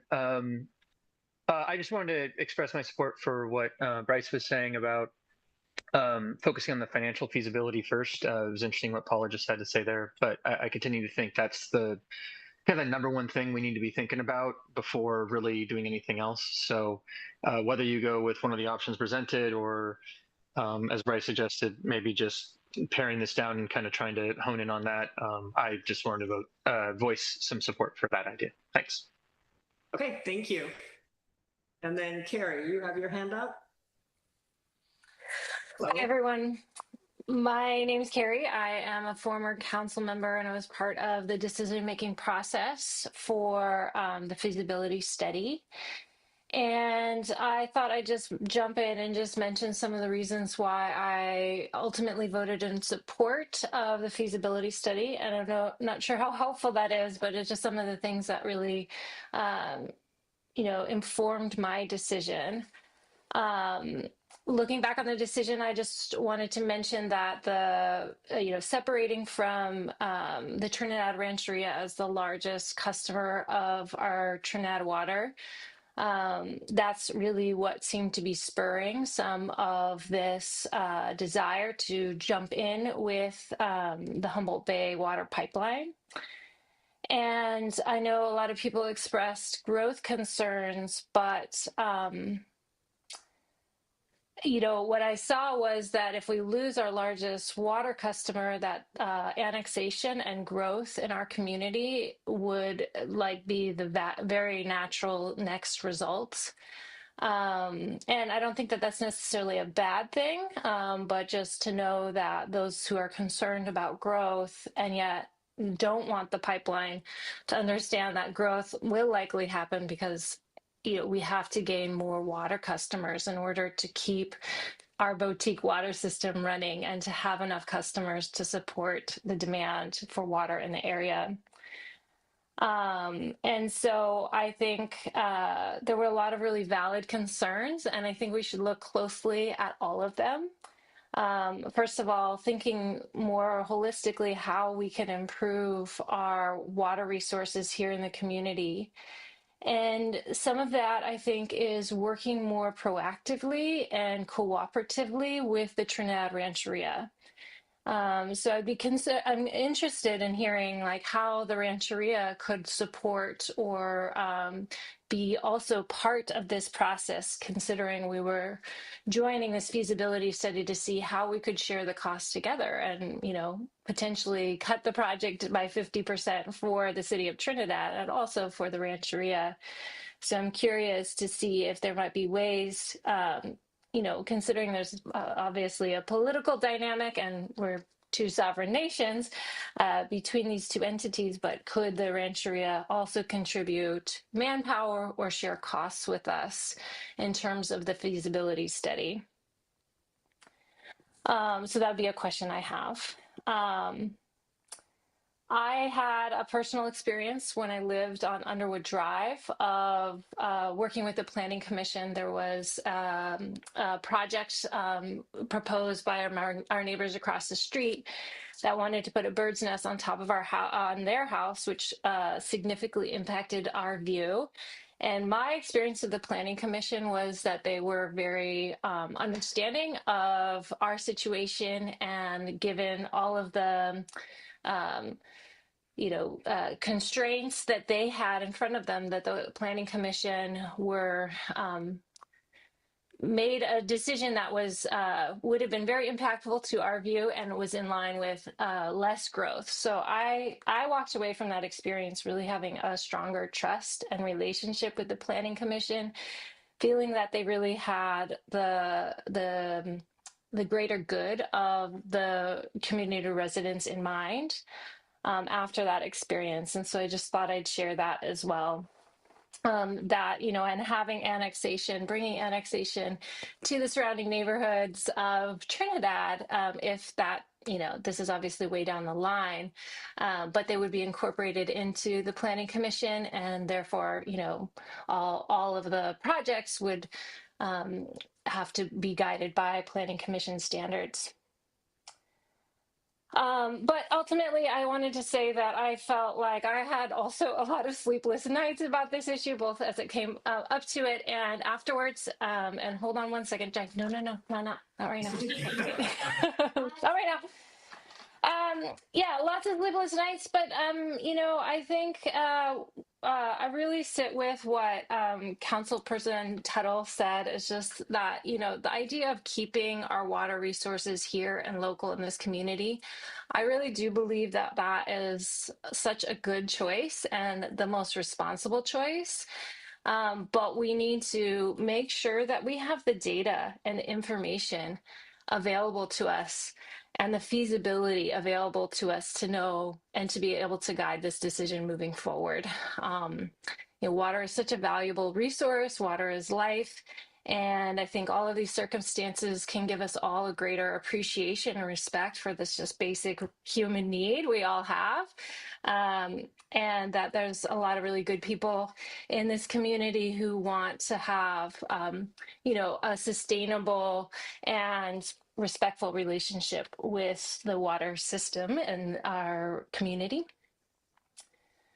But lastly, I'd like us to think more proactively about how to work more cooperatively with the Trinidad Rancheria. I know there's a lot of antagonism. One of the decisions kind of leading this is the Trinidad Rancheria's desire to build a hotel on their land, and I have deep respect for their sovereignty.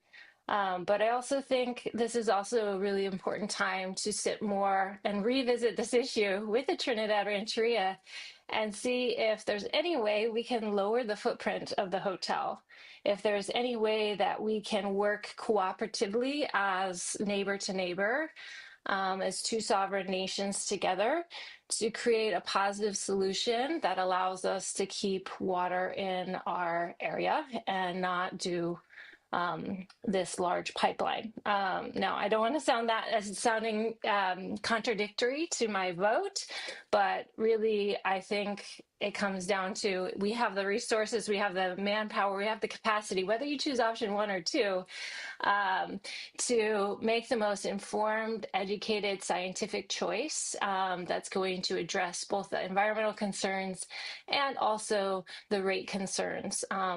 And I felt like it was my duty on council to not leave our Trinidad residents, our Trinidad Town Council or staff members with trying to,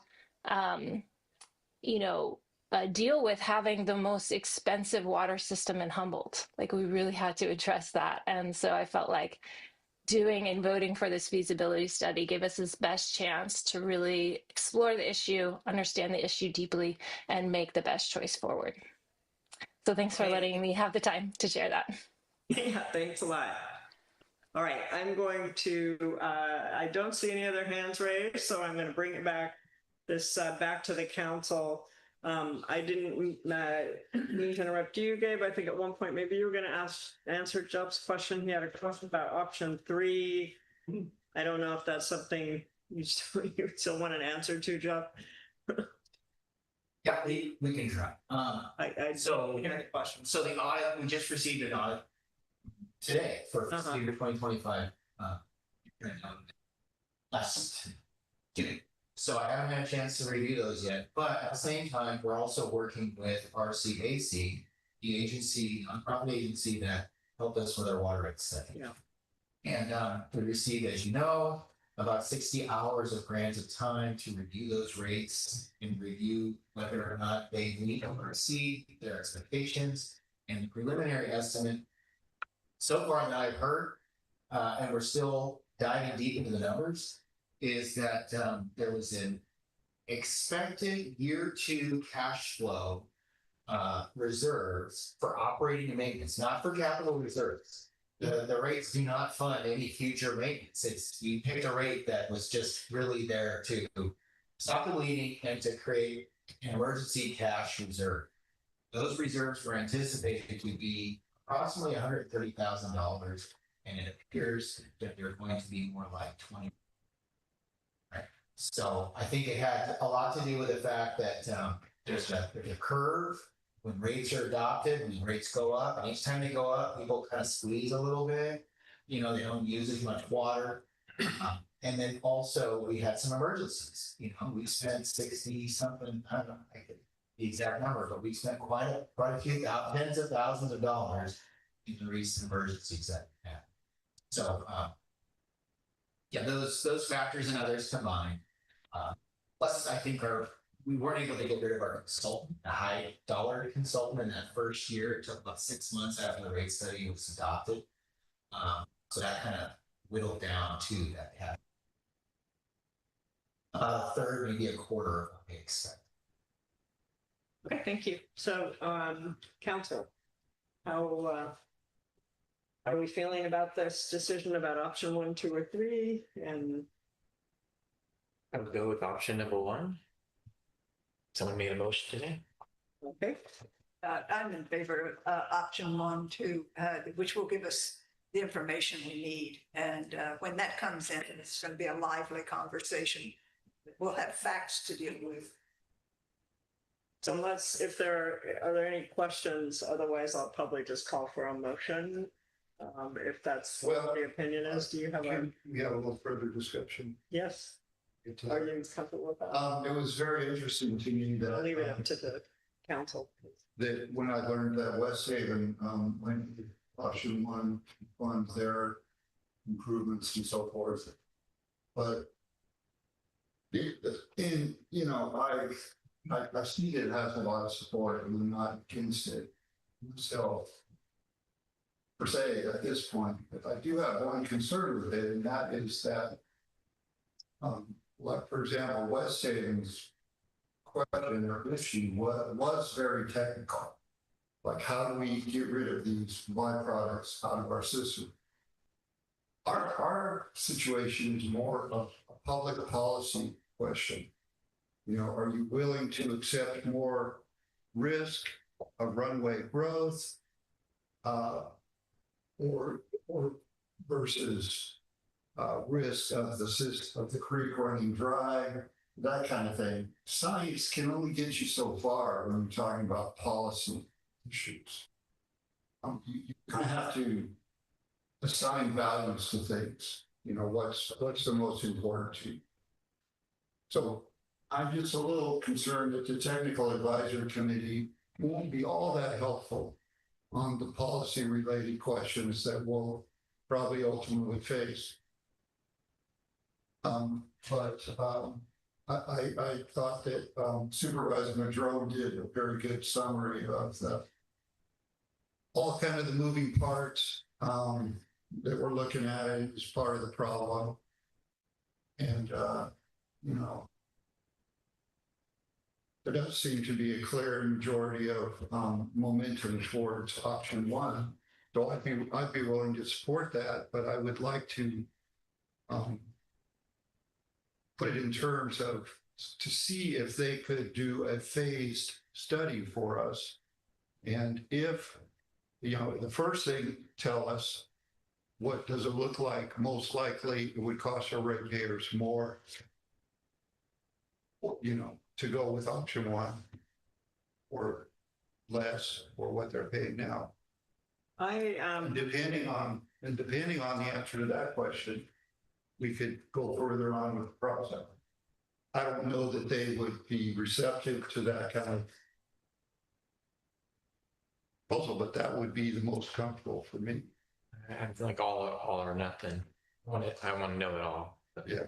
I think I'm in that camp as well. And I'm not, I have to admit, I'm not excited to revisit the motion that we made in July because we did put so much time and energy into it. And we did have so many members of the public here that I feel like we kind of landed on something we were all comfortable with and the community was reasonably comfortable with. So I guess at this point, I would just more go with that as is. And I guess I have to defer to Jack because I think Jack was making a motion and then anyone who doesn't agree with it can decline. But that's where we started. And I appreciate the additional discussion, but unless you guys disagree, I think. Please make the formal.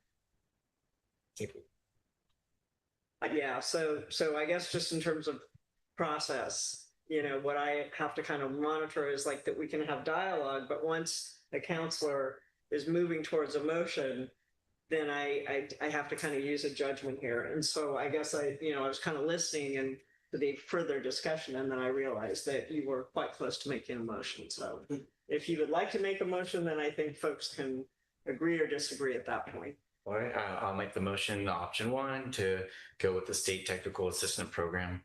Okay. Is there a second to Jack's motion? He is seconding the motion, and then I will call for a vote then. All those in favor? Aye. Aye. Okay. I was hoping, I had a few more, I had a few more points to make. I know, and I'm just working through. You can make those points now, Bryce. I just was working through respect for council members who are ready to make a motion. I can entertain only so much dialogue, I right? understand, but Yeah, I just. in my experience, the typical response is it's been moved and seconded. Is there any further discussion? Okay. But yeah, I voted for it, so it's a moot point now. We can work on process offline and you'll tell me what you think. All right, with that. That concludes item one. Thank you. That concludes item one, the action items. I'm gonna, unless you guys feel differently, I wouldn't mind taking just a short recess before we continue, not long, maybe 5 minutes. So let's do a 5-minute stretch break, please, and then we will, I think our agenda will go. Is that when the pizza's delivered? That's good. Pizza's coming, yeah, we're gonna take a break. I'm gonna get in trouble now. Yeah.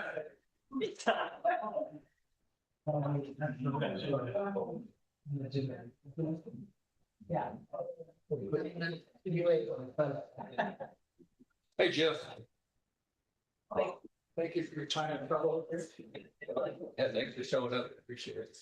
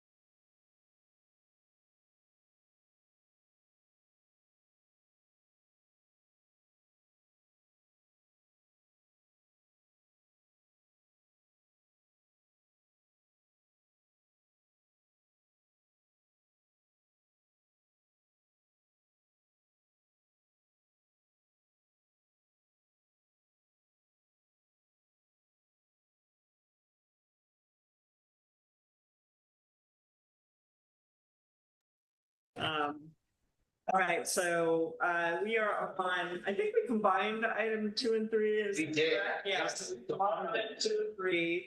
And they're in the agenda. I won't read them because they're rather long, but it's our agreements with Humboldt County Sheriff's Department for law enforcement services and animal control and shelter services. So with that, I'll turn it over to you, Gabe. Thank you.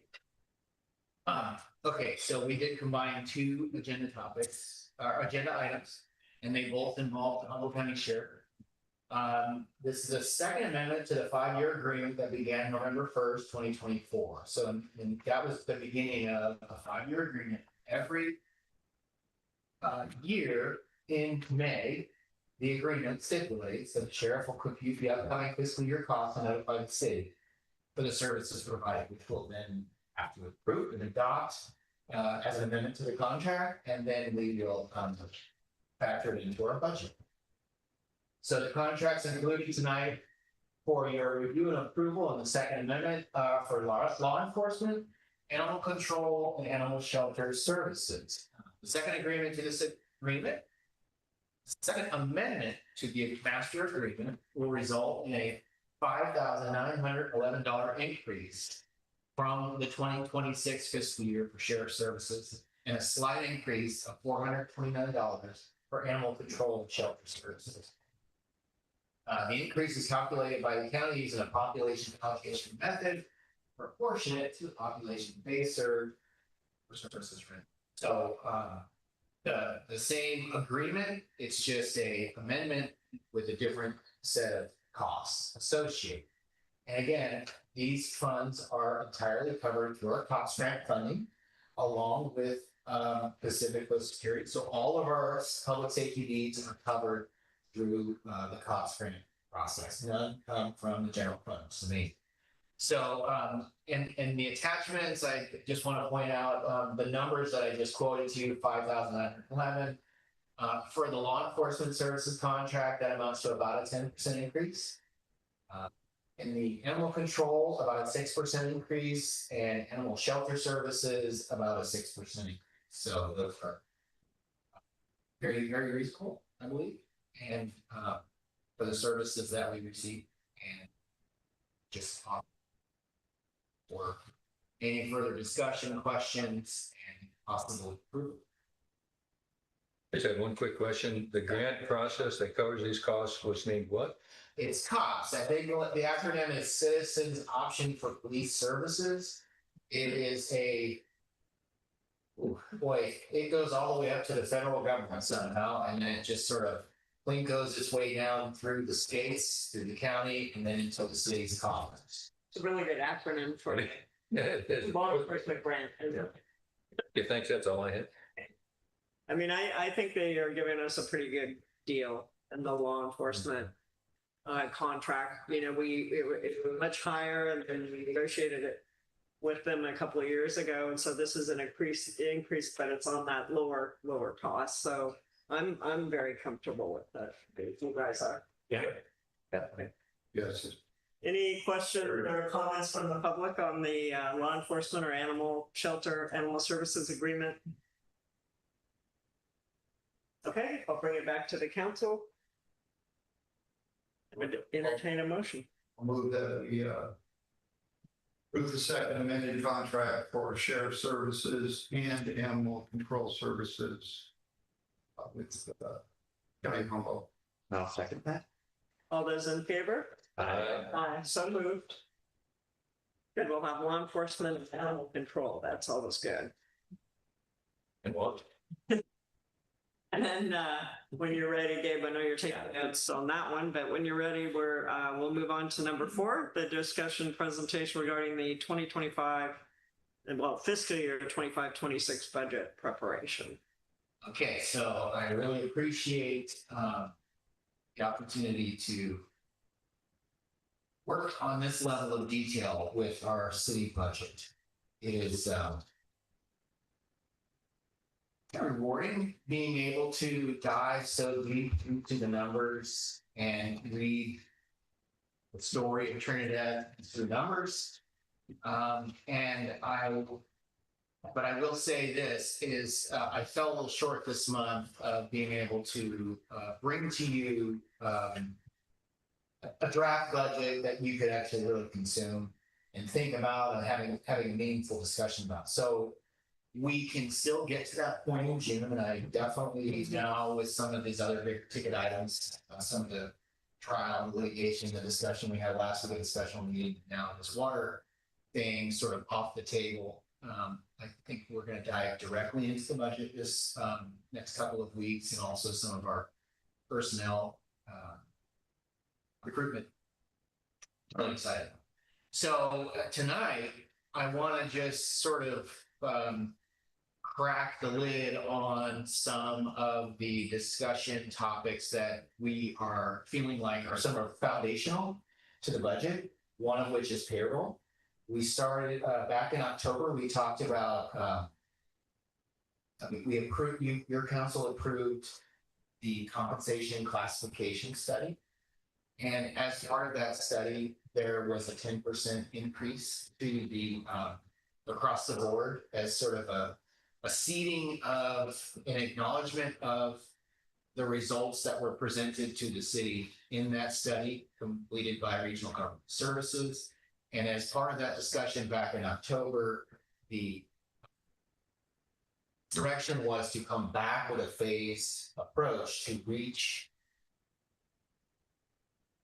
some of those market medians that were targeted in that study, which ranged from 28% down to 7%. And I say that relative to each employee. When the study was performed, the analysis was done, they found certain positions within the city's organizational structure were either were well below range of competitive and fair to the market around our area in this agencies that they prepare. So that was one thing I wanted to get your input on and allow you the opportunity to give us some direction on. The second thing, obviously, the health of the water fund, it's still under review. The city received a small grant award, as I mentioned, from RCAC to conduct a water rate performance review. And we have missed the mark on our operating cash reserves, on average of about 50% or greater, but the first year it was much more. So we intend to dive deeper into this analysis next week, even possibly later this week if we've got time, and then return to the council in June with more concrete details baked into our final draft budget for your review. We can, if you like, I have quite a few different figures I can pull up, but I wanted to just kind of list some bullets of things that I want to say we hit the mark on, but then I also wanted to get your input on that. And also give an opportunity to the community to speak to you about some of the needs that you've heard, maybe I've heard, for some of your discretionary spending authority. So just kind of going back a minute to the fiscal year 2026 budget, some of the bullets on the page one of the staff report I mentioned, investing in maintenance and upkeep of the town hall. Jack, right? Do that. Prioritize strategies to stabilize water funds and staff, including recruiting getting a T3 CPO. Check. We're really putting our efforts towards that end. And the one thing I can say about the water team is that they're pretty dedicated right now. I mean, they've had some rough pitches thrown at them in the last couple of months, and they are still here, and they're still trucking, they're still optimistic, and they're still hopeful.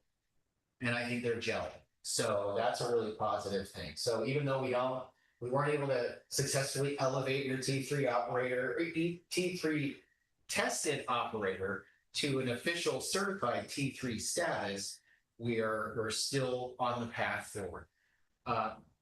Prioritizing development and classification compensation plan and updating the employee policy and procedure manuals. That part we didn't do, but we did this year handle the compensation plan, which is check that box. Preparing for ongoing litigation to reach trial before the end of 2026. Well, we're there. We're doing it. We're handling that. And we set aside funding in advance for that. Although we're a little bit under the mark on our budgeting. And then dedicating staff and resources to the West Haven Emergency Intertime project and bringing it to a which we've done. So, you know, I think you probably experience this. You see it in these meetings that we have, but I see it on a day-to-day basis. It really is sort of relieving and reporting to bosses getting checked. And your priorities being done.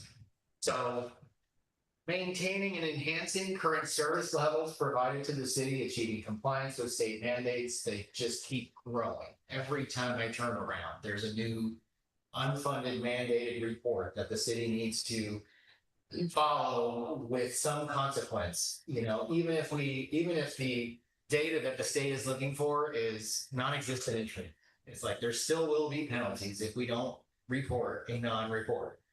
It's amazing to me how this is how the state is really kind of pushing its weight around, but for good reason, I suppose. Coordinating with other local and regional planning efforts to the best of our abilities, right? We're doing our CSA4 planning for the fire services. We're working with our neighbors on this intertie project.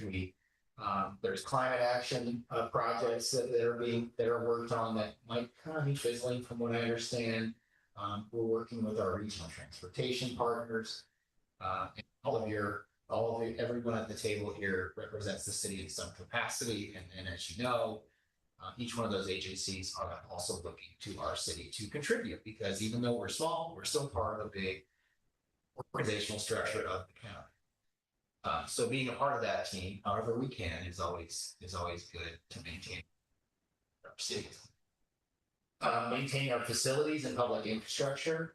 These are things that I think we do pretty good with our streets, but I think we could, now with the decision tonight to pass on the next big water study over to the state, but perhaps here we can reinvest some of our time and energy into some of the other projects that we receive interest in from. So we hope that this May discussion, with some additional discretionary spending input from the council, we can incorporate that into our final draft. Some of those wish list items include, number one, a request from North Coast Children's Services to provide backfill funding support if needed to keep Salmonberry Preschool solvent through the 2027 school year. That request came in just this last week. And we have someone here. We have Rodney here. He's out in the audience. We'll call him up here when the time comes for him to explain this. We've got a request from the Trinidad Friends of the Library to take on 100% of the additional library hours. Previously, we did a 60-40 split, which isn't too bad. I think the additional hours are about a day's worth of operation. Like the county funds, the 2 days, and then the city gets an extra day with Friends of the Library support. But the Friends of the Library, as they submit a letter to us that is in the packet, I believe. I think they're kind of getting wiped out with their funding, efforts, and they're really kind of struggling. So they're asking for the city to take that on. And also we had a meeting with the county library system as well. I had a meeting with the library about 2 or 3 weeks ago, and they're facing budget cuts. So we're doing what maybe it's the city's turn to kind of help step up and hear these requests. And this is part of some of the direction I'll be looking for you tonight. Like if this is something that you would like us to try to weave into the budget, that's a value added benefit of the library. So investing in preliminary annexation analysis and prioritization. We keep hearing the word annexation keeps coming up. It sounds like it's not anytime soon. So we definitely want to dedicate some energy and some resources to that. I'm going to be working with Trevor. It was a goals and priority of the Planning Commission and the City Council to start exploring, not only what was agreed to as part of the Mill Creek water service extension, but also some of the other areas in town that we want to throw a little bit of energy and resources at. Phase 2 funding for town hall, right? So the promise that you made to the community when there were requests for interior improvements to the town hall, where basically we said, hey, let's work on the outside first. Let's get the paint done, the windows. Let's fix the main electrical box for that serves basically the front half of the town hall. We've done that. So now it's time to perhaps, if you've heard members of the community requesting that the city invest some interior, I'd like to hear that. We'd like to make sure we are able to weave that into the budget to the best of our abilities. Tennis court, it's not getting any better. Every time I look out there, it just gets more and more dull, and we hear more people complaining about the cracks getting bigger. And passed on an opportunity to have that funded. So if you want us to bring that back to the surface, we can look at maybe some more options for in-house funding, some of our reserves. And also, I threw this last one in because I keep hearing about it. A lot of fishermen are talking about it. You know, preparation of what could potentially be a nasty winter, weather-wise, with the El Nino. So, I mean, it's hard to predict. Okay, how much money you want to set aside for that? But I think it would be important to recognize, especially in the water department, you know, what these disasters can do and how they can divert energy. We got CERT, we've got some other resources that might be able to help us, but I don't want to ignore the fact that we had a pretty wild, we had a violent winter this winter in stages, but we didn't have a long, extended violent winter, which potentially could come and bite us next year if the predictions are like I said, I don't really know how to budget that in per se, but I think it's important to recognize. So with that, I'll kind of dive right into the staffing plan concept. So I want to take just a quick, have Rodney chat with him really quick and then go on to the budget. If you guys don't mind, I'm just sensitive to the fact that you've been here for almost 2.5 hours. Thanks for been waiting patiently. That's a good idea. We might go deep on some stuff, and I just want to give you a chance. So if you don't mind introducing yourself, we'll maybe take 5 minutes to ask questions if we have them, and then we can defer that deeper discussion on it to next time. Wonderful. Thank you for having me, for allowing me some time to speak, and it was very informative to be with us. Yeah, so I'm Rodney Ryan. I'm the executive director for North Coast Children's Services. We operate the Sam Berry Preschool program across the street there at the school. That's one of our oldest programs. It's been there, I believe, since the 70s. And we've been struggling with enrollment. I'm sure you had some similar problems at the elementary school. And, you know, as we've been looking forward to the next year, over the last couple of years, we've had classrooms across our service area, which extends Humboldt and Del Norte counties. Yeah, and currently, you know, as of today, we were up to 9 children enrolled for this program year. Our class size should be between 15 and 16 kids typically in order to be able to operate. We're funded preschool programs by California Department of Education. We're anticipating that 2 of the children will be returning next year, and we only have about 5 potential applications right now for the next school year, which means we'll be operating at quite a deficit, and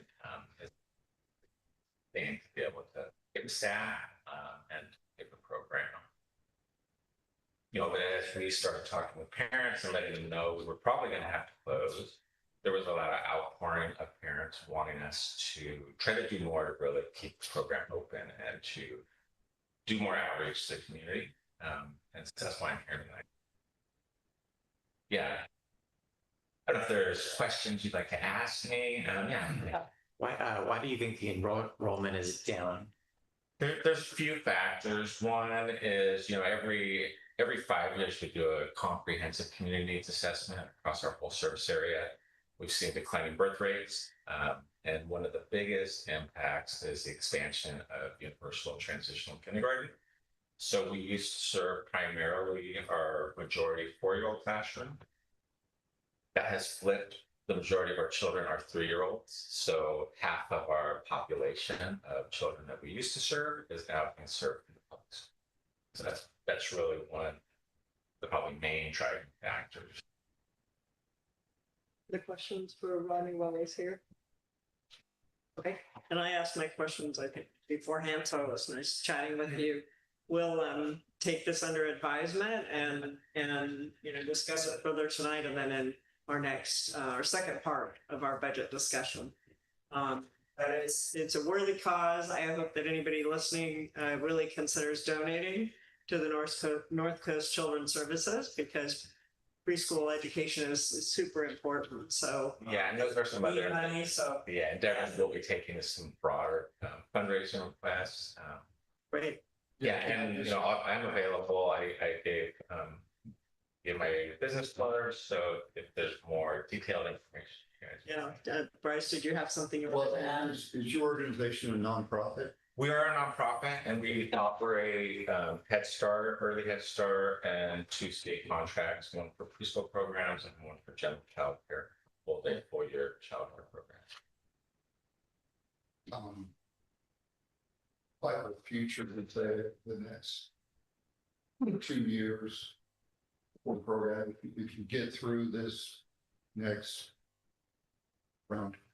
For this specific program, possibly, and I think it depends on, one of the things I would be interested or willing to explore with the community is other options to continue that outside of us operating it. We started as a parent cooperative, and then became a nonprofit, started doing Head Start state preschool programs, and so, I think that could be a longer term viable option for the community to maintain preschool services. Do you guys get state, federal grants? So we have federal grants through Head Start, and then our state programs are contract based, and so we have to earn our money. We have a maximum amount that we can earn, and we earn it based on the number of children we serve. So that's why we only have half of it earn it to support the operating. And one of the things we talked about was the fact that they have this program in McKinleyville as well, and could they consolidate? And it was just that the parents, the kids that are here or that are local would prefer to have their kids go here. So yeah, they really, view it as a part of the school community as their children try to start an introduction to the elementary school. Right, and they go to kindergarten. Yeah. Did you say they're going to kindergarten at 4? Transitional kindergarten, yes. Any child that is age 4 by September 1st is eligible for transitional kindergarten at state. that explains why I'm so far behind. Until 5. Yes. I'm just kidding. Thanks for the presentation. Yeah, you're welcome. Yeah, I think my daughter went to Salmonberry and loved it there. Wow. But unfortunately, it was because of TK that really brought all of her classmates away from Salmonberry to TK that following year. So, yeah. Well, thank you for joining us. Thanks for being so patient. Yeah, you're welcome. Thanks. We definitely wanted to give you the opportunity for folks to ask. And I so appreciate it. And thank you for what you do. Hey, Good rest of your day. thanks a lot. Yes. Oh, just a community member who is a parent of a child in Salmonberry. And so I just wanted to come in front of you, council. We've been really, my daughter started at Salmonberry's in March when we bought our house in 2021 in West Haven. Part of the lure of being here was to raise our daughters going to Salmonberry's into Trinidad. So starting when she turned 3 this year, going to Salmonberry's, I didn't know that there was a possibility that this program was going to close.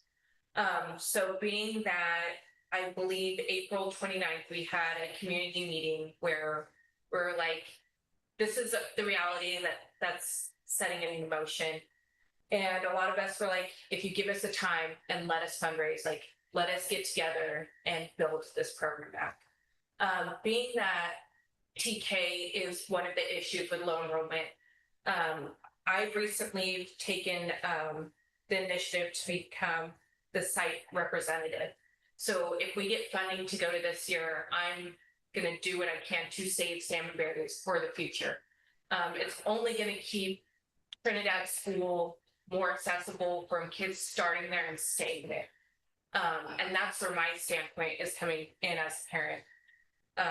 If that's next year, you know, results that you guys want to see come in from the program, if we're spending time going to Sacramento, looking for more funding, now that there's TK, what grants can we get to keep our 3-year-olds, or a longer day option so we're more accessible to the parents that really need it, because everything's becoming more expensive. And I think if we can get through this fiscal year knowing that, we can start having these conversations of what needs to change and what we can do.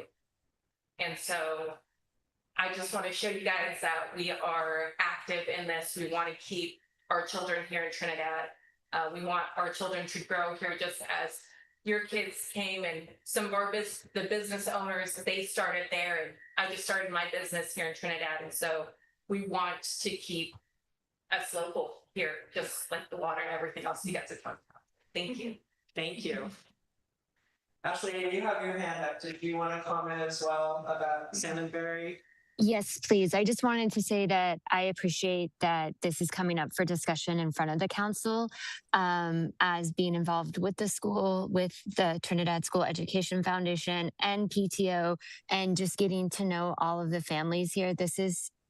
It would be so sad if this was not able to be offered at the school.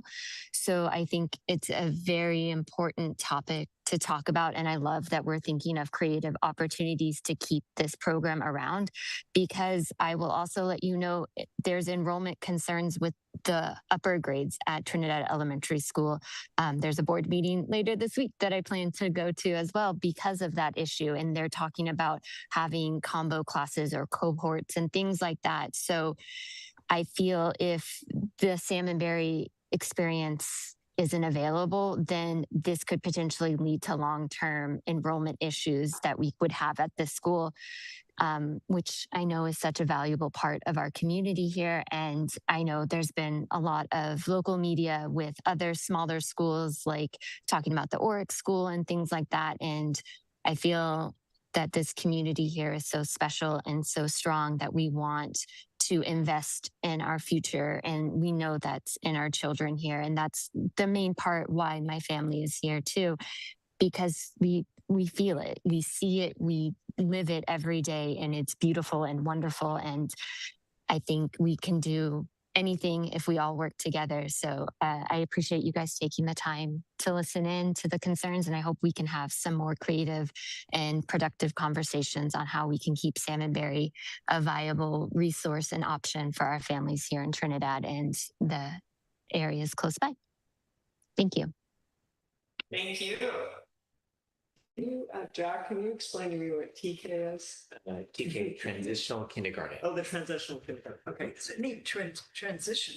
What's It's one step below kindergarten. So it's a whole different class. Right. Here's the preschool, TK, and then kindergarten, or then kindergarten. Yeah, okay. We're behind the times here. We got it. Thank you. Yeah. Okay, so thank you very much for that. Thanks, and super important. We'll continue to talk about it. I will bring it back to the general budget stuff. And so, Gabe, I interrupted you. You were about to go into the salary alignment, I believe, and I just thought. Yeah, I'll touch base. I'll kind of go back to these proposals. I can, what we're doing tonight is, again, just kind of receiving information. I'm going to be, pencil to the paper, fingers to the computer keys, really digging into this budget. And then also having some follow-up conversations with the folks that are asking for some help. And I'll be able to articulate those numbers to you in the June meeting. And then I will also be able to, hopefully, with enough direction tonight for things we might want to be looking into, be able to show you how that fits into the budget. So there's going to be follow-up, and I'll do that follow-up. I'll bring you back. So before we get into the staffing plan, which I talked about, coming back to you with the phase 2 approach, I think I'm going to work a little bit in reverse. Sometimes it's easier to know how much money you have before you start spending it. So, you know, I included, I could share a screen, but I don't know if it's really necessary. If you want me to, I can, but, we talk about reserves. So as of June 30, 2025, I have a slide in here, in my current picture that is the staff report. An asterisk by because I don't have the audited fund balances to be able to tell you how much those reserves grew, but I can tell you that they did grow in the general fund.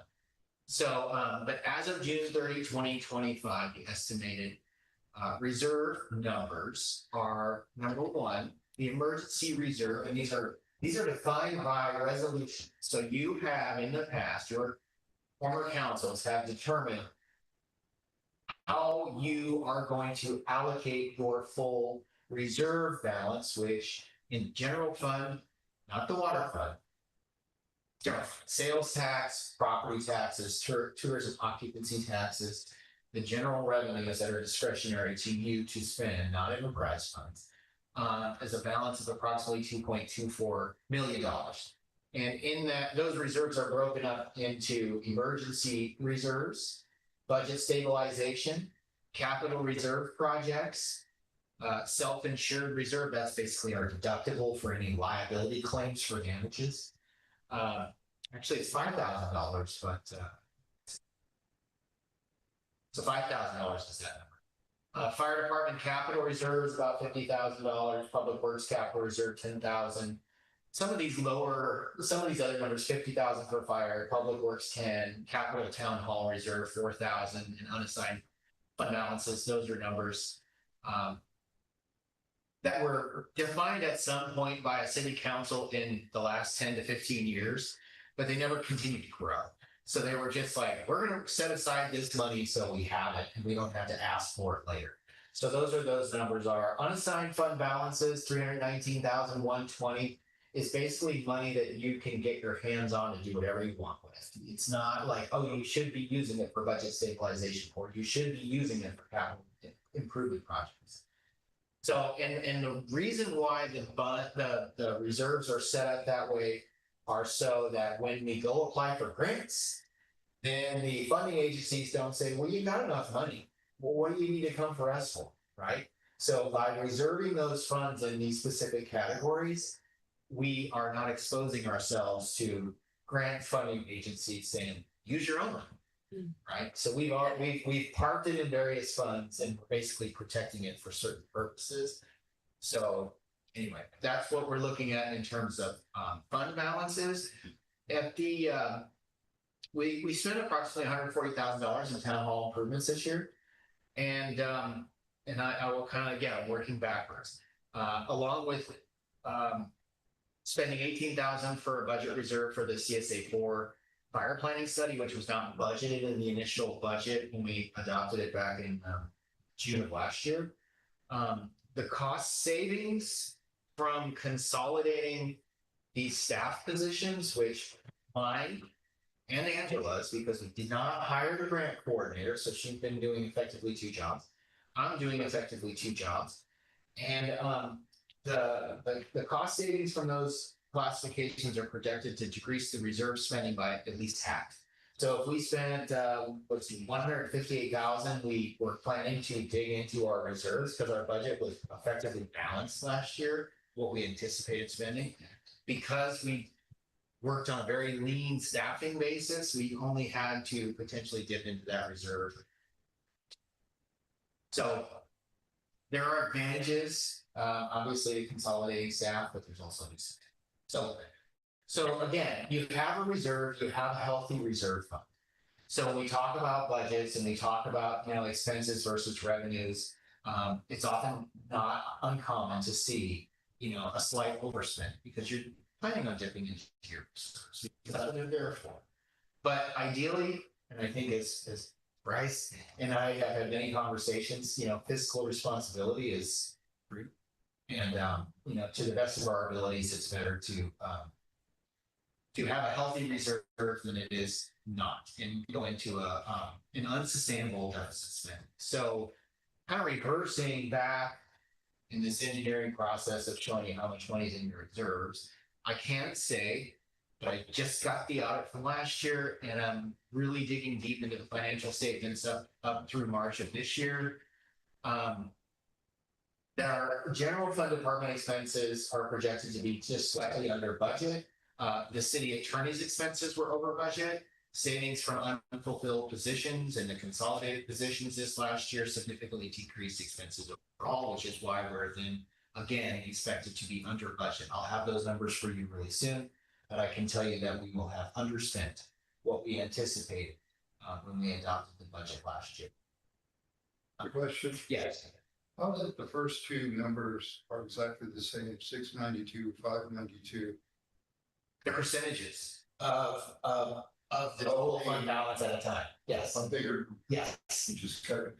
The total overall fund balance, and then each one of them is dedicated as percentages. Okay. Right. And what does 75% target mean? I think the budget target, let's see, so 242,241 times 0.75. Should that be the 692, 592? I think I have to look at my calculator. Yeah, I know that. So 75% and 75 and 50% were based on a specific targeted amount at the time the resolution was adopted. We had our funds. I gotta look into the resolution. The wording and the language of the resolution cuts right to the chase. I don't have that readily accessible. I'm just curious. Yeah.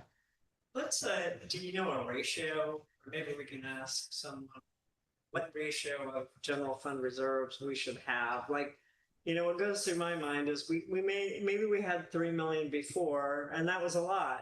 And, you know, so we think, oh, if we don't have 3 million, we don't have enough. But 2.2 million seems like a lot for a small town. It doesn't seem like a bad reserve, right? So yeah, especially when you look at what other cities are going through. That's what I mean. And so, you know, I think, yeah. So when we think we're, you know, 10%.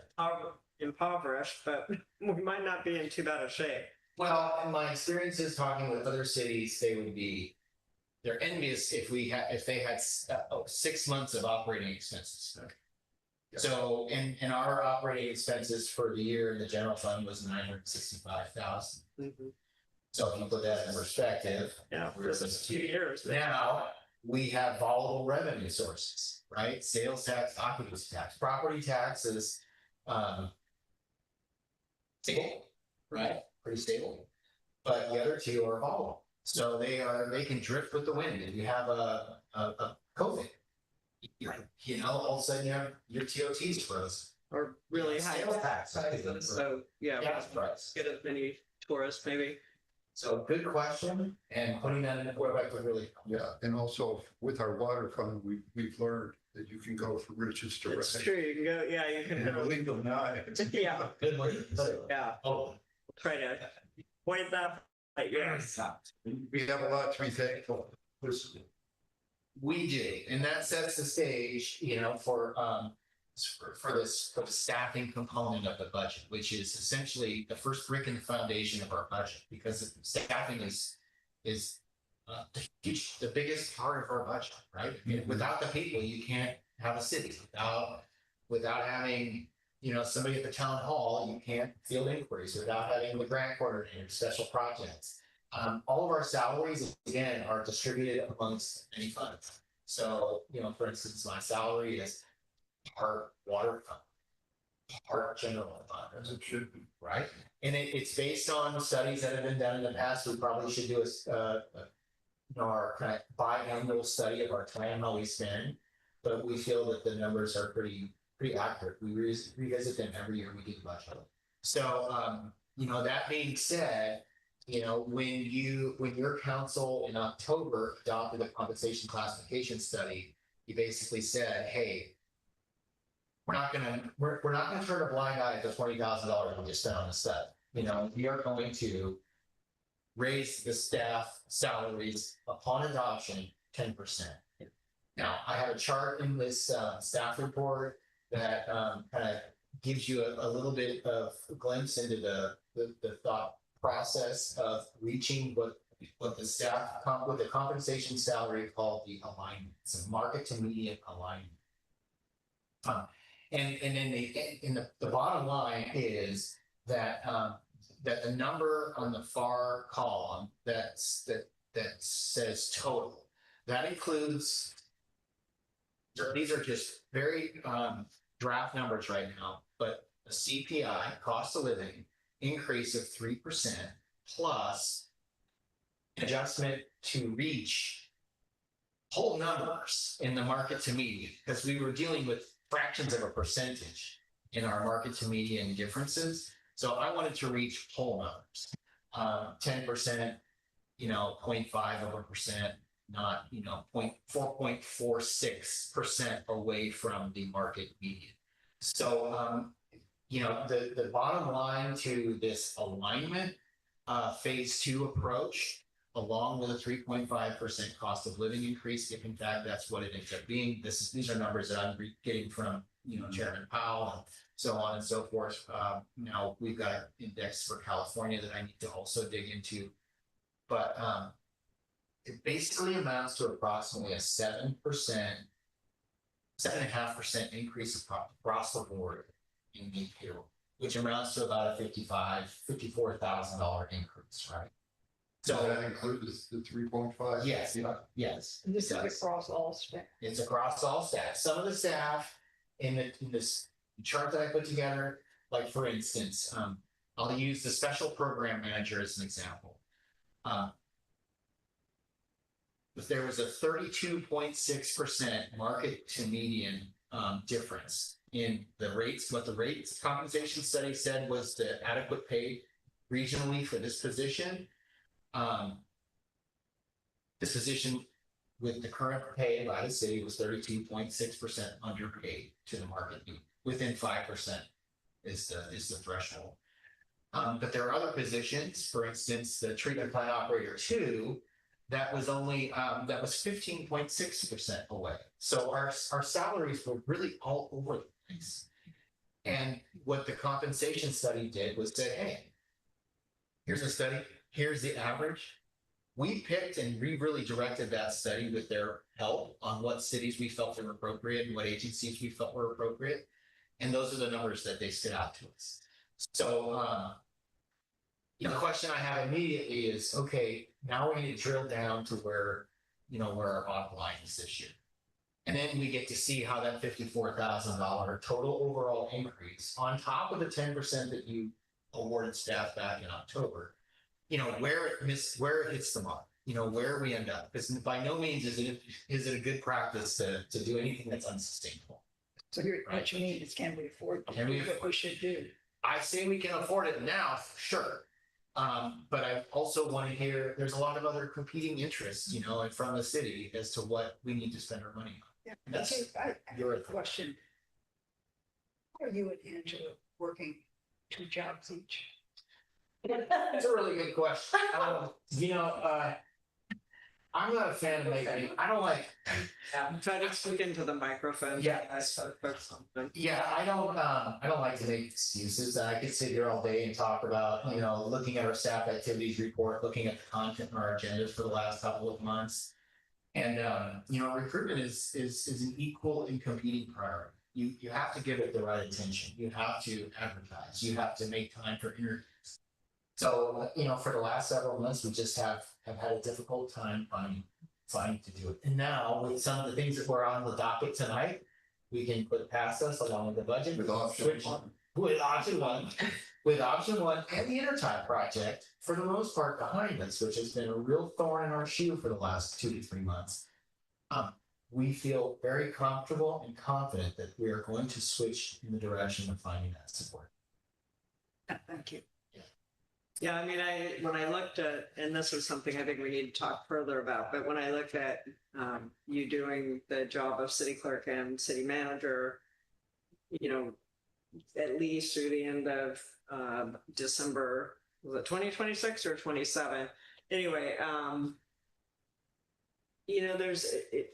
there are trade-offs, right? Like you save, it's a false economy in a way, right? Because you save money on not paying to backfill a position, but you lose that ability to, manage projects and so forth. Productivity. And it's such a strain, right, on existing staff. So it puts a strain on you, on Anva, on other members of the staff, Anton and others. So I think we just have to be really careful because, for that reason.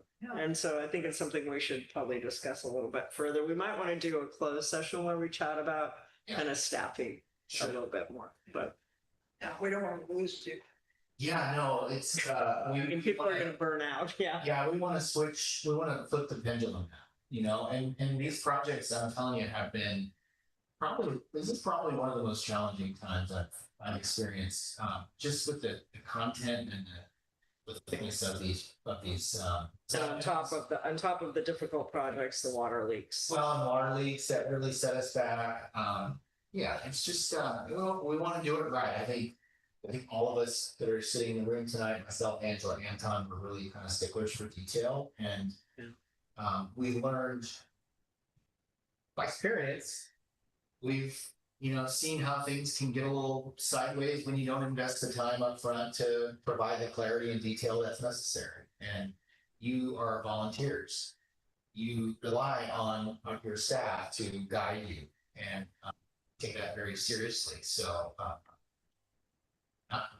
being able to move the needle staff-wise, but then we heard about the Planning Commission. We heard it from the Planning Commission recommendations with regards to Trevor and her time.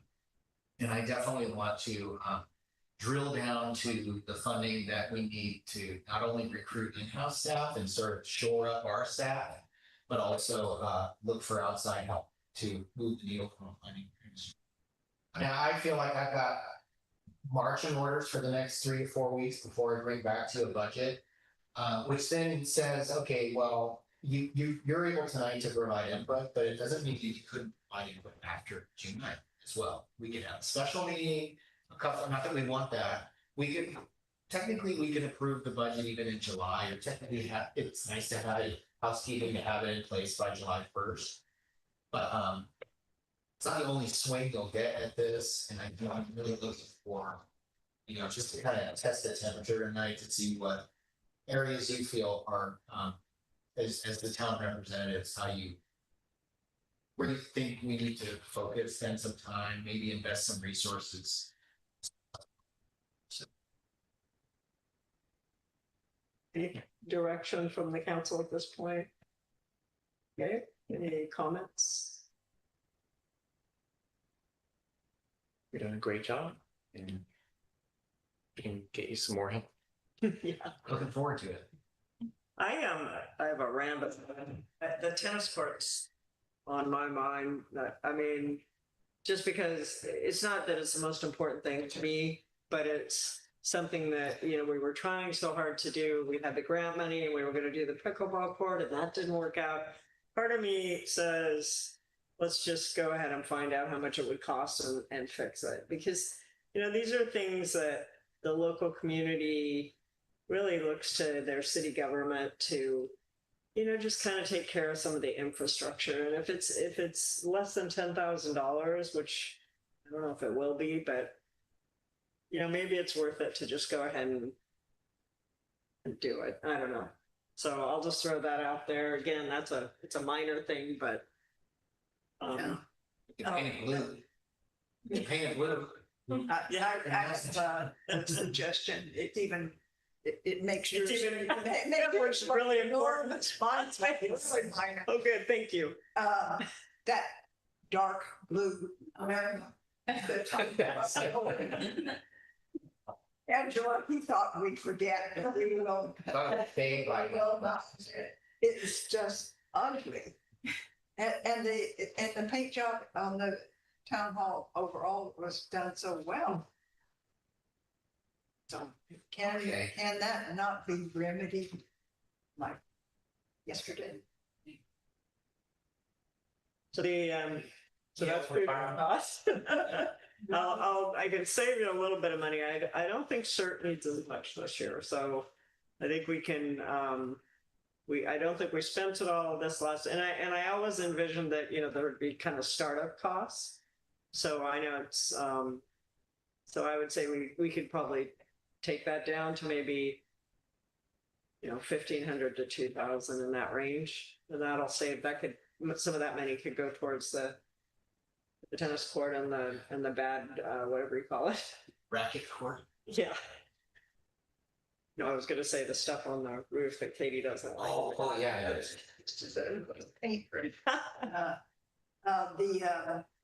The flowers and weeds out front, it wouldn't be that expensive at all to actually make it look nice.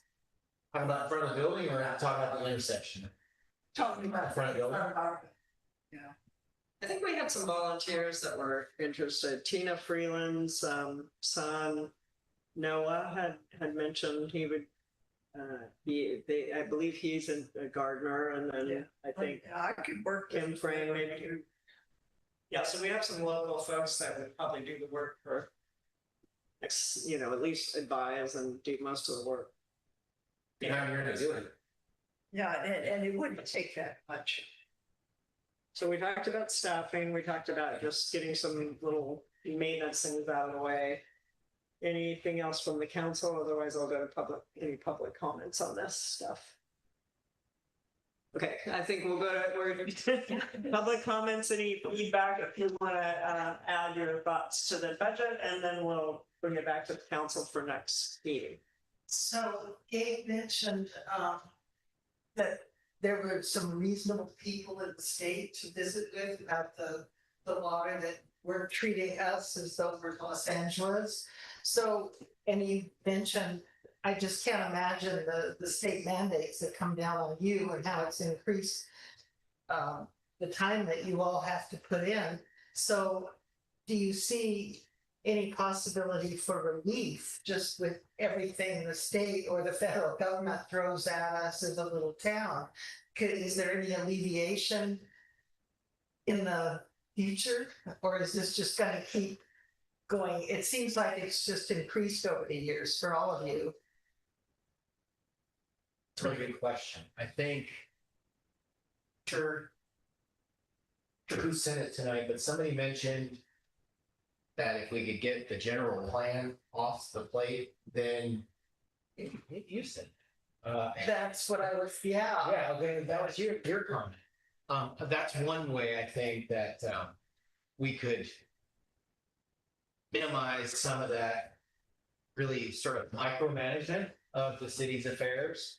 But as far as the other mandates, the reporting requirements, things of that nature, Angela and I were talking I think last week about, boy, we really need to make a chart, a list of all the reports that we're required to do on a regular basis, because we have them in various different formats, like the logins and portal information that we have to get into to provide that information, but we don't have just a clean list somewhere that we could say, look at all these reporting reports.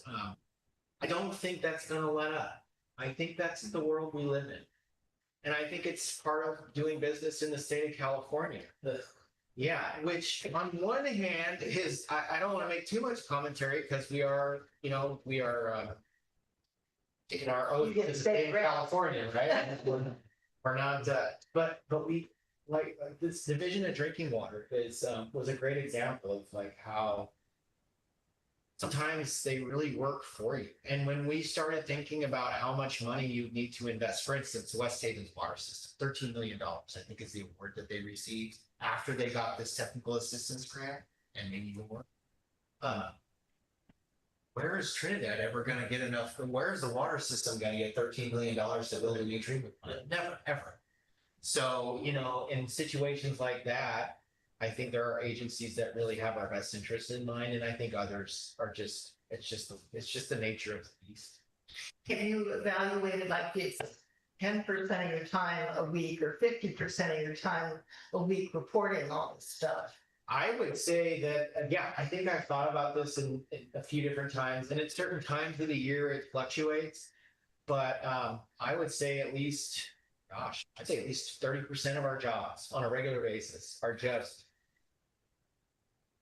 sort of answering to the higher authority. Yeah. Not including the, I mean, then we got our own policies that we have to administer as well. But yeah, At least 30% of our time. I don't know, I'd like to hear from Angela too, what she thinks, so she's in the grant world, so I think it's probably like 100%. 100%. Yeah. But anyway. I don't want to take up all the time, but I have another question about the attorney. Yes, you know, the closed sessions where discussing litigation, we as citizens are like, you know, attorney fees, we've all experienced them in our lives, but do you see any alleviate with, particularly with that special meeting that we had earlier in the week? Do you see any, you said that was one of the things that was over budget. Do we see any relief in sight for litigation, or can you say that since that's Sure hope closed session? Yeah, we sure hope so. You might hope so. Might even get worse. And then the last thing I wanted to mention is many thanks to Public Works for opening up some of the views on Trinidad Head.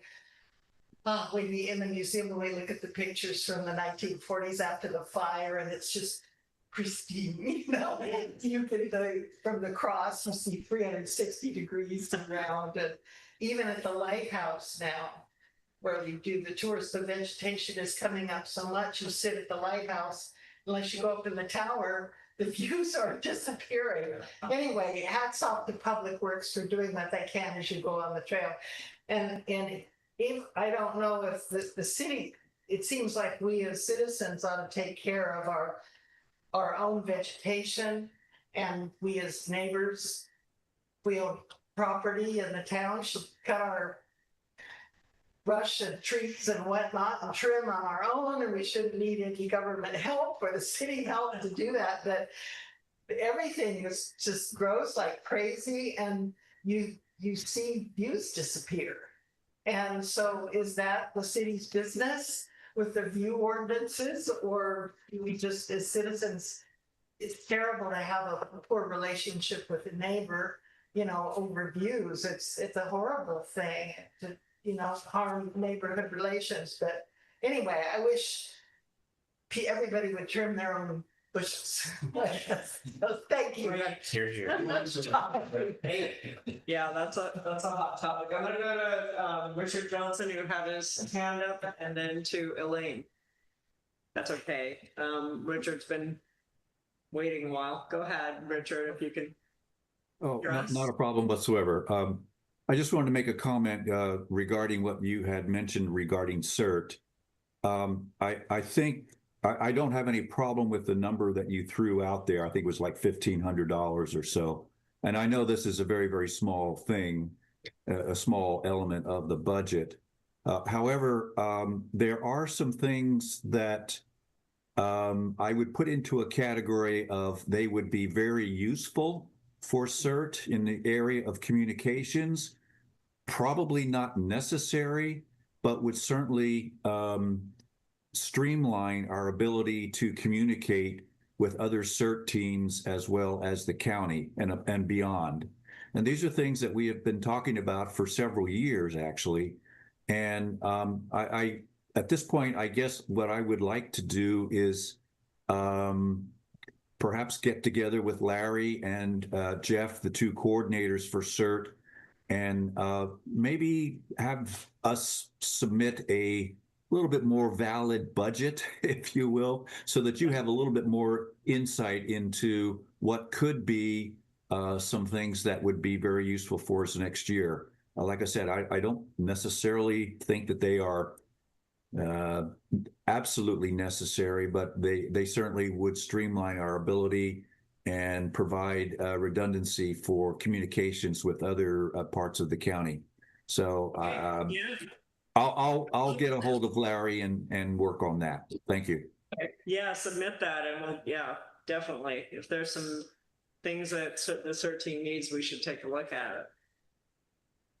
Sure. Elaine, did you want to add something? Yeah.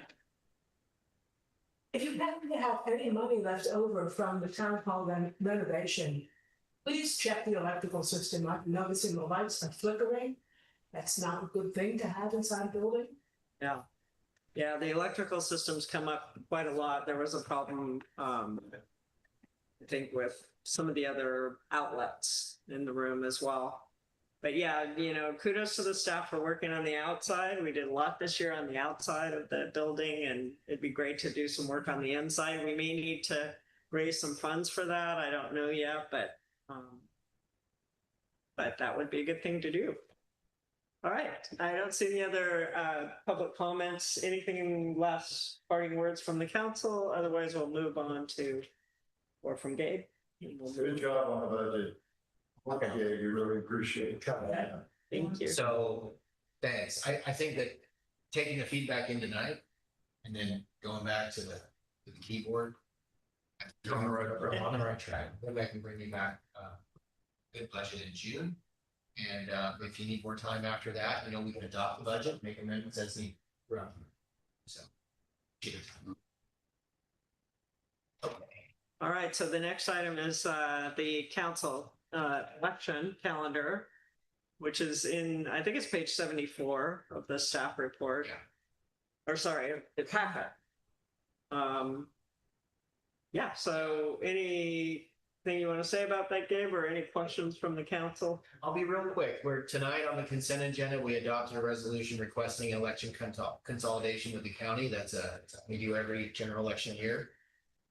The county will be handling all aspects of this election, with the exception of the outreach that the city clerk's office does to help potential candidates submit the required nomination papers and paperwork so they can be qualified as candidates for the ballot. So it is kind of annoying every month, starting in February, March, I throw this document in the calendar, in the packet. It doesn't necessarily have to be a discussion topic every time. This time but when you get down to July and August, oh yeah, I've been hearing about this. I remember this. So it does come, it's helpful for us. It's helpful for the candidates. It's helpful for the public to be reminded. You can see some of the deadlines. We got 3 4-year terms. That's Mayor Kelly, Councilmembers Breckenridge and Tuttle. They're expiring this year. So there'll be 3 contests essentially for that one, those 3 seats. And then there'll be 1 2-year term. Councilmember Laskowitz over here is filling in for a term that was left vacant. So his seat, according to election code, needs to be verified at a second year or before the second half of that term continues. So it has to be verified. It has to be verified by the public. So basically, because Carrie Varela, she resigned so quickly into her 4-year term. The idea behind it is that the election, the spirit of the elections code says we don't want the public to elect someone and then the council to appoint someone to fill that whole term, right? So they say, well, if you fill a year and a half, well, when that next general election comes around, that seat becomes a contest because it opens it back up to the public. So John's is going to be contested?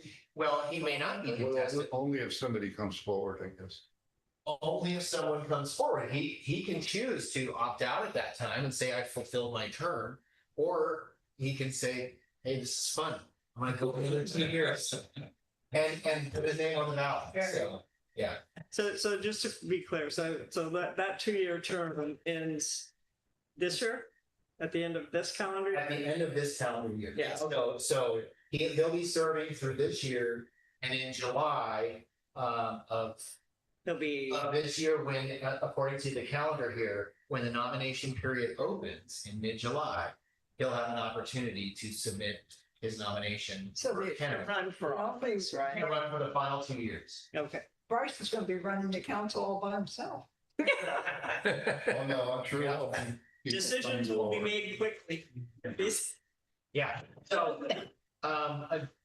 this is really it. It's just in the packet. It's accessible. I like putting things in the packet because you can find them online. If anybody has any questions, they can quickly bounce to the packets and find these calendars. If you're having a dinner party one night and somebody says, hey, I'm thinking about running for the council, you got a quick reference on a Saturday night, you can pop open the meeting packet if that's but that's why it's here. It's just a constant reminder every month. So there's no action required, it's just a presentation. Okay, any other questions? I think everybody's asking as we go. Any questions from the public regarding the election calendar? Okay, with that, I'll bring it back to the council. We've accepted that report. And now moving on to the staff activity report for April.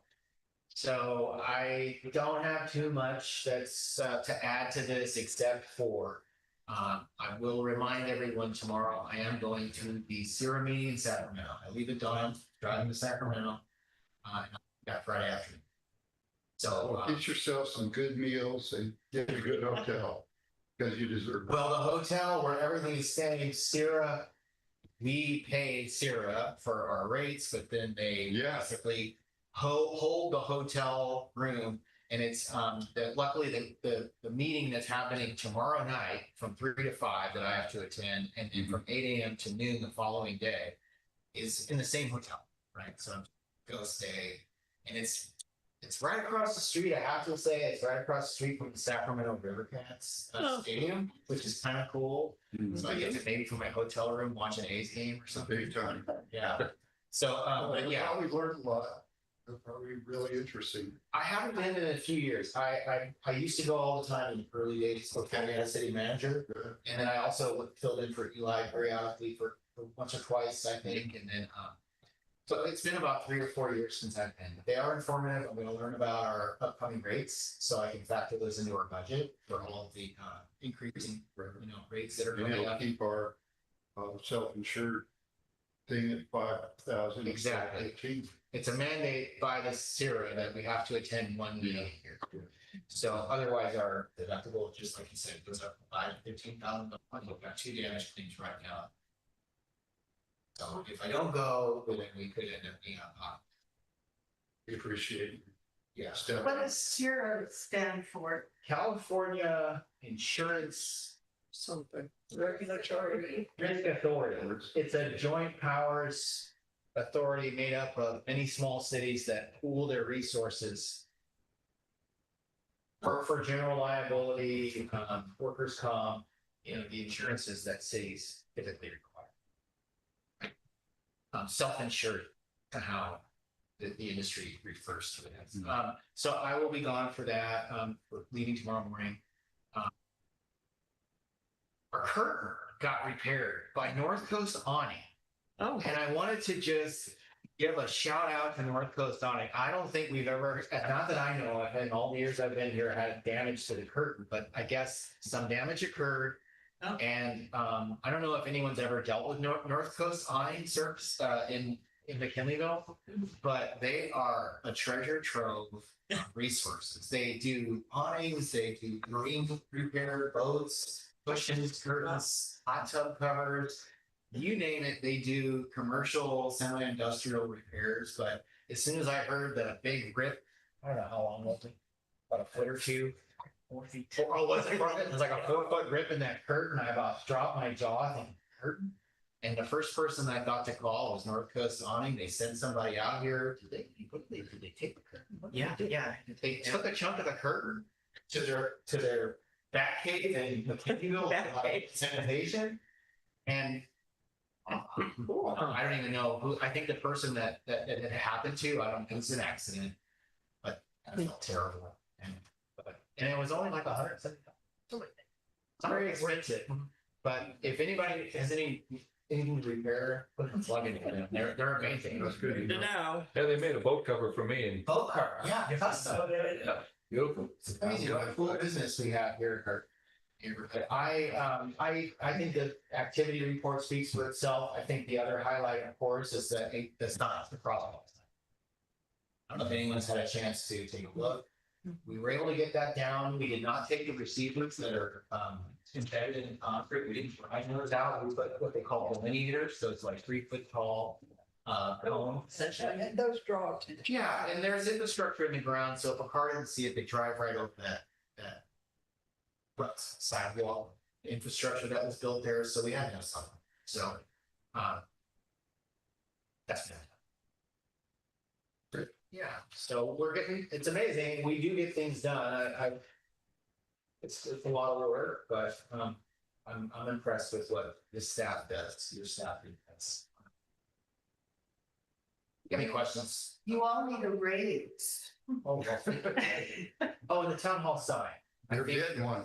Yeah, the town hall sign it should be here soon.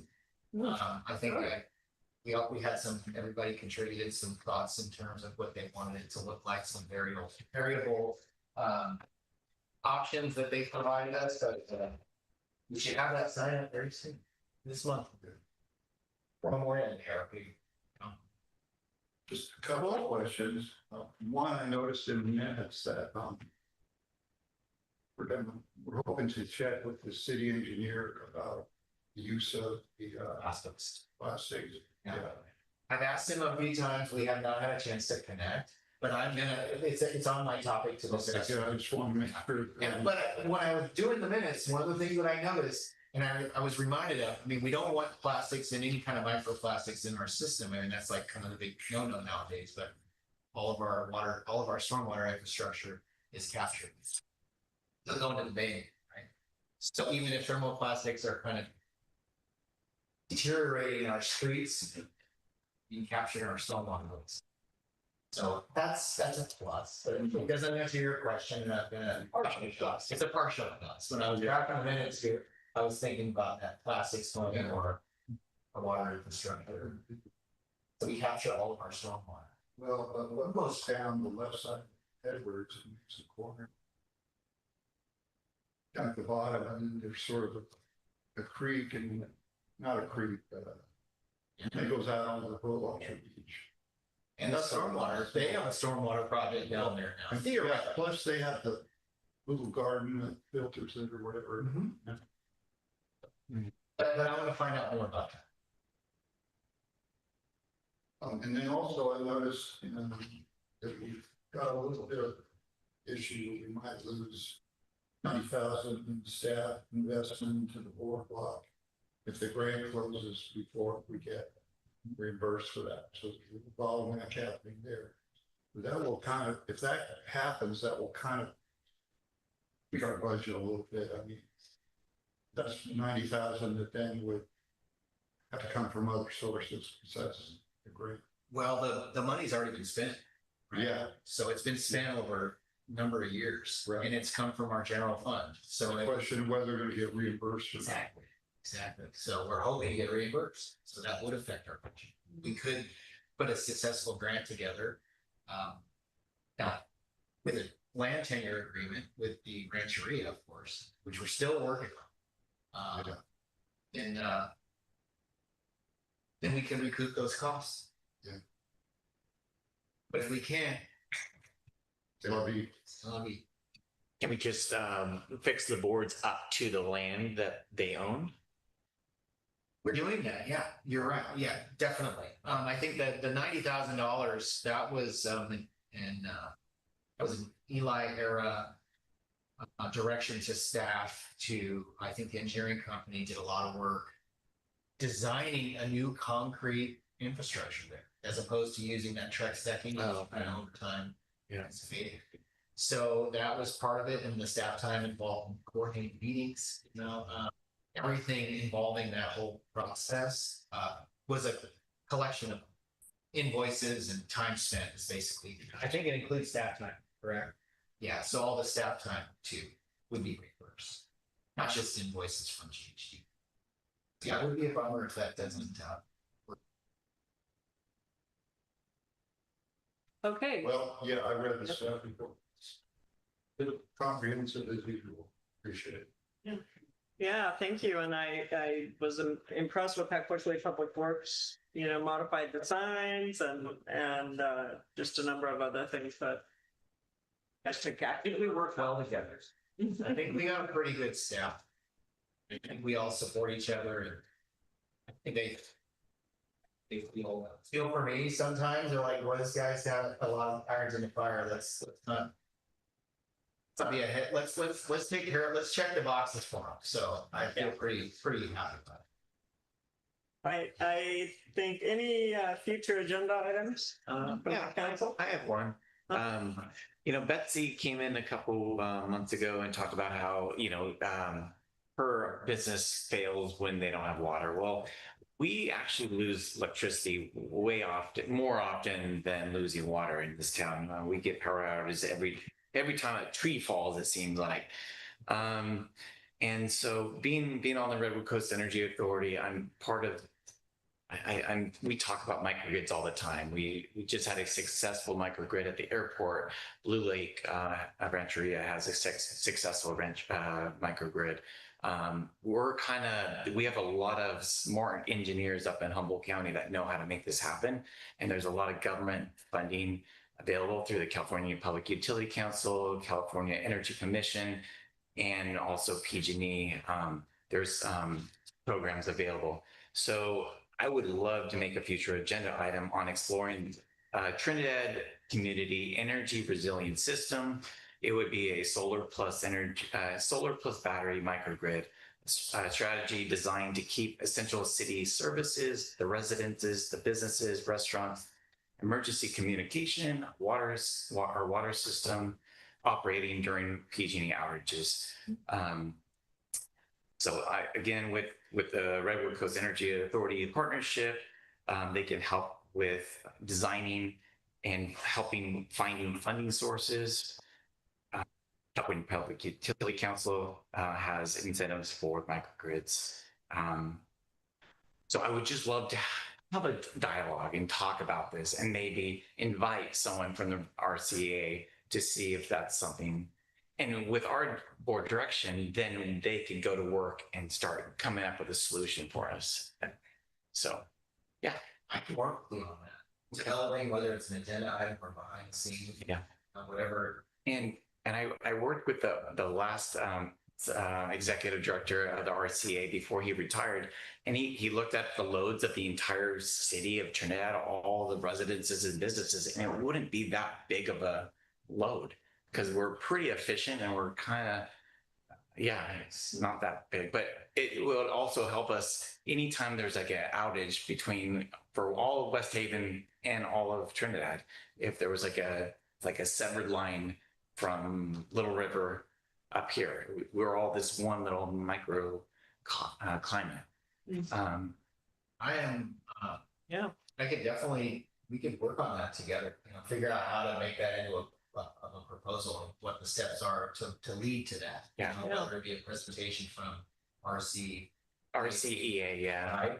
Or what our next steps are. I would be totally happy to work with you. And I know when it comes to grants and everything else, I look over at Angela constantly because like she and I are so excited that we've put some of these projects to rest that have been kind of lingering for months. I feel like it's kind of a turning the page, so to speak. New chapter. Now that we've got some projects in the distance. I know that we're looking at a grant payroll allocation of this upcoming year not being that exciting because we've had all these big grants that have been backfilling our payroll. And we were having a discussion not too long ago, I'm worried about what does that mean? I'm like, well, we got room to explore new ways that we can be a support to the city. So this would be, we could definitely consider it. Yeah, cool. It would be a benefit for the whole community, like Trinidad and West Haven and north of us, because we're all under one umbrella. Yeah. All right, thank you. I think we're adjourned for this evening.